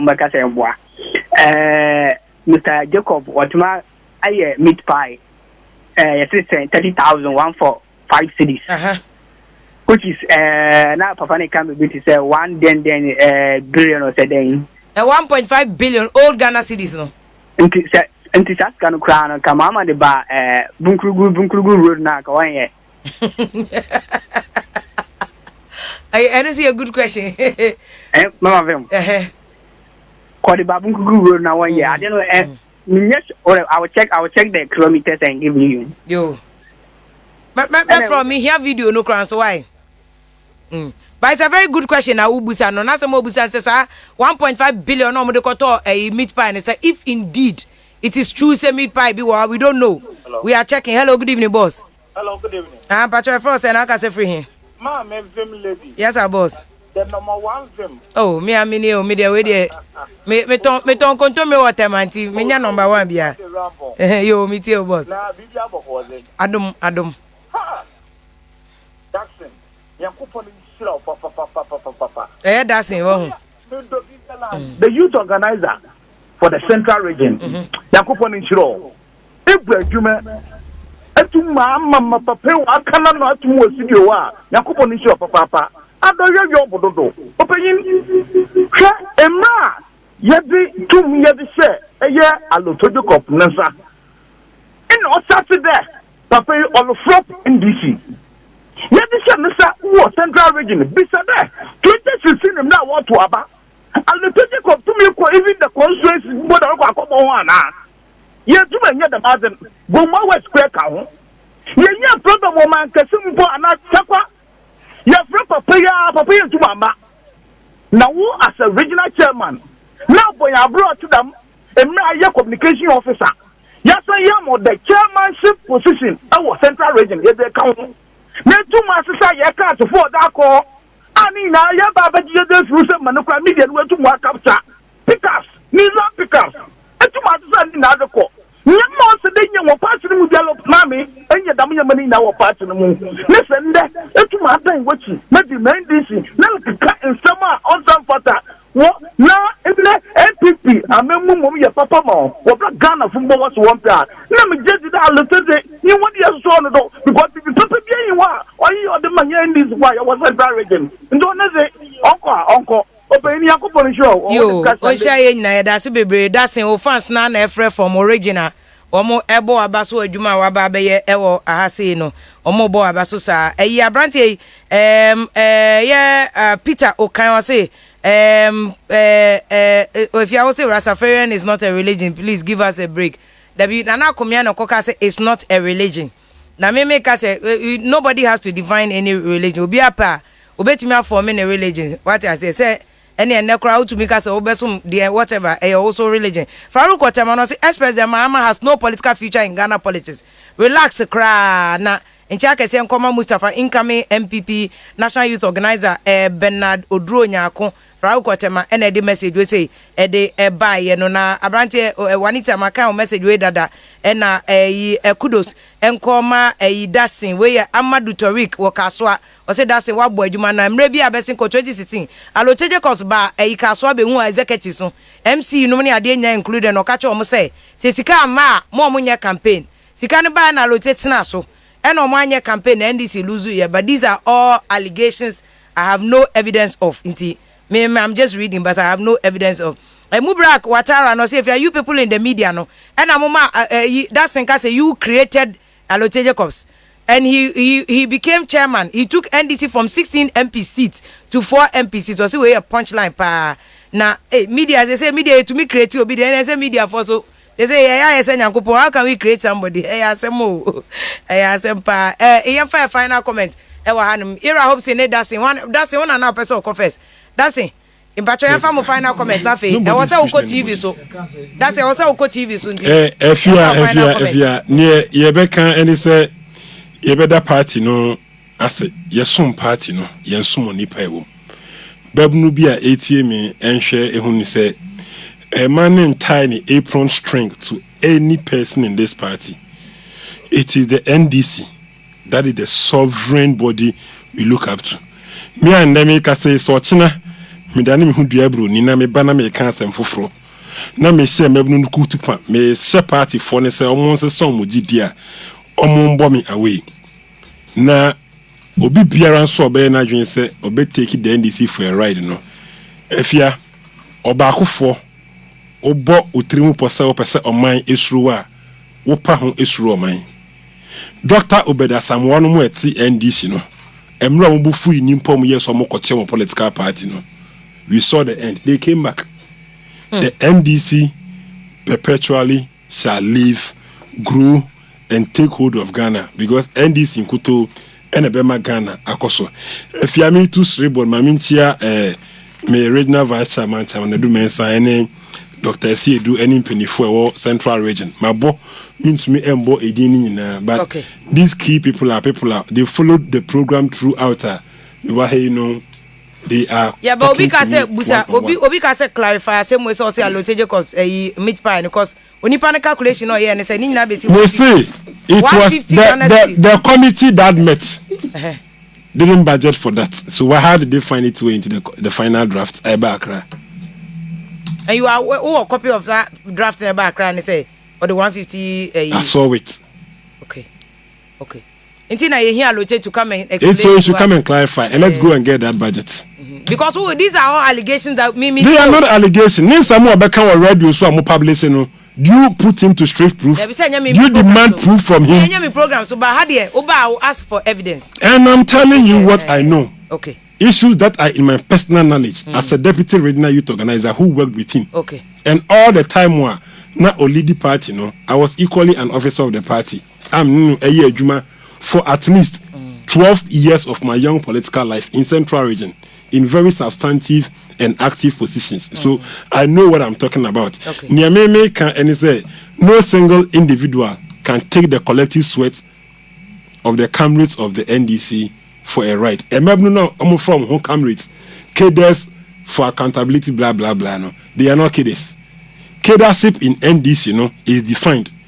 Yen penny phobia ye form of your quantity yemu. Echo sunya dear.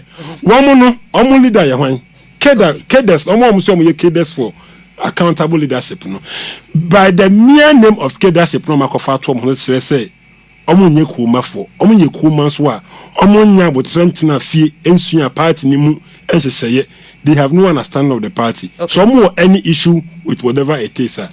If they are in Greater Accra, come regional youth organizer Thomas Ashon ho no nkosia no one discuss this issue. Otherwise, we will take them as people who have been rented to pursue a certain parochial agenda that will inure to the benefit of some political opponents in Ghana. Okay, Mamina was Hopeson Pacho final comments. Yo, so Minchia MPP for HA na ya mo adwumapa omo enya rehemu yanim se aban de wo che wo mu no na esun obia so kakra eti bombe yanyire ye ho yanya dwumaden na for the first time yenya another term enka ho na yenya adwuma ye impenifo no bi efrim na yon once no na omo hiem kakra sa si anyire ye ho anya adwuma na se yedi ATS ne yekọ ye besa aba no omo tisu sisi yes yensan fa omo nhase so pasi yedi 12 years 16 years ye kono obo se na fe esun obia so kakra nti ye besre se sade no yenhwe na yenye yi na bibia enkoso media ne mi kanyina ne se keda for ye yi wose omo nkohu omo regional youth organizer nti keda for omo nkohu omo wai ya de yenim se ye begina ye kwani na yakupo ya tumwa akoso kama mefa nchia ema ya papa Reverend Dr. Lawrence Tete. Say in fact ye oyema ye no ye ni so me say ye wo United Nations Youth Association Ghana. Na ono ne ye life patron. I see. In fact me vice board chair e wo hodum na ene what they have near maybe more, you say there is hope. Kwanye be first wa, you be boa Ghanaian youth na nneɛma bi atoto yie nti yɛkyea ne yie paa ne yɛkyea country head so ɛyɛ sally ɔno so yɛkyea no na mentimi nsɔre a menkyea meyere nso so so ɔyɛ manager na empress gift aha ɔyɛ meyere nti de bia bi obekɔ bi abɛkyea no nkɔfo so say wo separate no from political you know because ono onye politician so de ni ba mu kwa man nkɔfo kra ye no edi na tem unnecessarily the whole Ghana apart from presidential candidates any vice running mate na hu say omu kafo no edi mu no parliamentary candidate be na hu say ni original one oh minim bebe bebe you know you very active ada me say eye plus what you say one nam we ono so woni followers eti ono so followers so be to am oda chi ya eti ono de de eye ntia enye ono aseja eka ye koba no mo se ne ni so twa ye sa but nyame adom osisom na fe medenchia emu ode so amapon kataman so MPP for ne obi a woti hobia nyankopon enhira omo nyina ye paramount chief needed to the second ye chiao bechili chief ye ni tetesuni the first also so me refita tell na so fa chem me chiao mu nyina mpedifo ni nyina ye chiao mu a hospital no che baba investigate so oma ye site ni ade oma award contract sakpon hospital asem na I'll check November was it November or ye I'll check it president back on kataman once a short cutting obey short cutting the man cutting bebre but we follow up ana make us say ye ho no waba beye contractor e wo ho no oye waba ho no aba behwe site a wo mo ya hoboa akọ no 24 months from now no ye benya the district hospital amiama ebekoso ye de akọ ye chia ye local government minister so honorable dan Koku Moche say on the training mu nyina nkofo sin ka umbra as chairman na makoma ni minister te be na minister no ni chairman adwuma no ye no e ho hia pa ko party so anko no be restructure mu party na mam ba bia wo no e ho hia papa okay local government local government ye hia no ho mo yo but as Hopeson your former parliamentary candidate mo man for work pon katama so abato mpeso aso ne tema ikpon main pon akwakosi what they say Gulf City Gbechele Michelle Camp ne ade nyina ho eka no so besan akobie da Hopeson ase so bai na yenu abema Dadson enso constituent regional youth organizer Emma NDC Amenyoko no was this Akeda group number no we fake allote so akwakoto meat pie 1.5 billion and no yebenya allocate to respond to that effectively because yenya evidence bia to that ebuja for ya no asese ma join and e wo jaso dwumedie free 7 abc sabre from evim lady efia poku aseda kese ma yenu abema odame ado wona ye producer sound yenu abema Kojo Hansen frema bankro e twa etum social media bia YouTube ma mo ehwe ne Facebook ne my problems and say but we are working on it yenya nyina full vema na fe ya ma mo nyina maso ate mo send a message Facebook ne YouTube nya yeda maso yakopon enhira mo pa madaromanti ena betna ha sei no yeda maso ya ma mo nyina mo eniti anadwi obi anaye na de enso enche obi a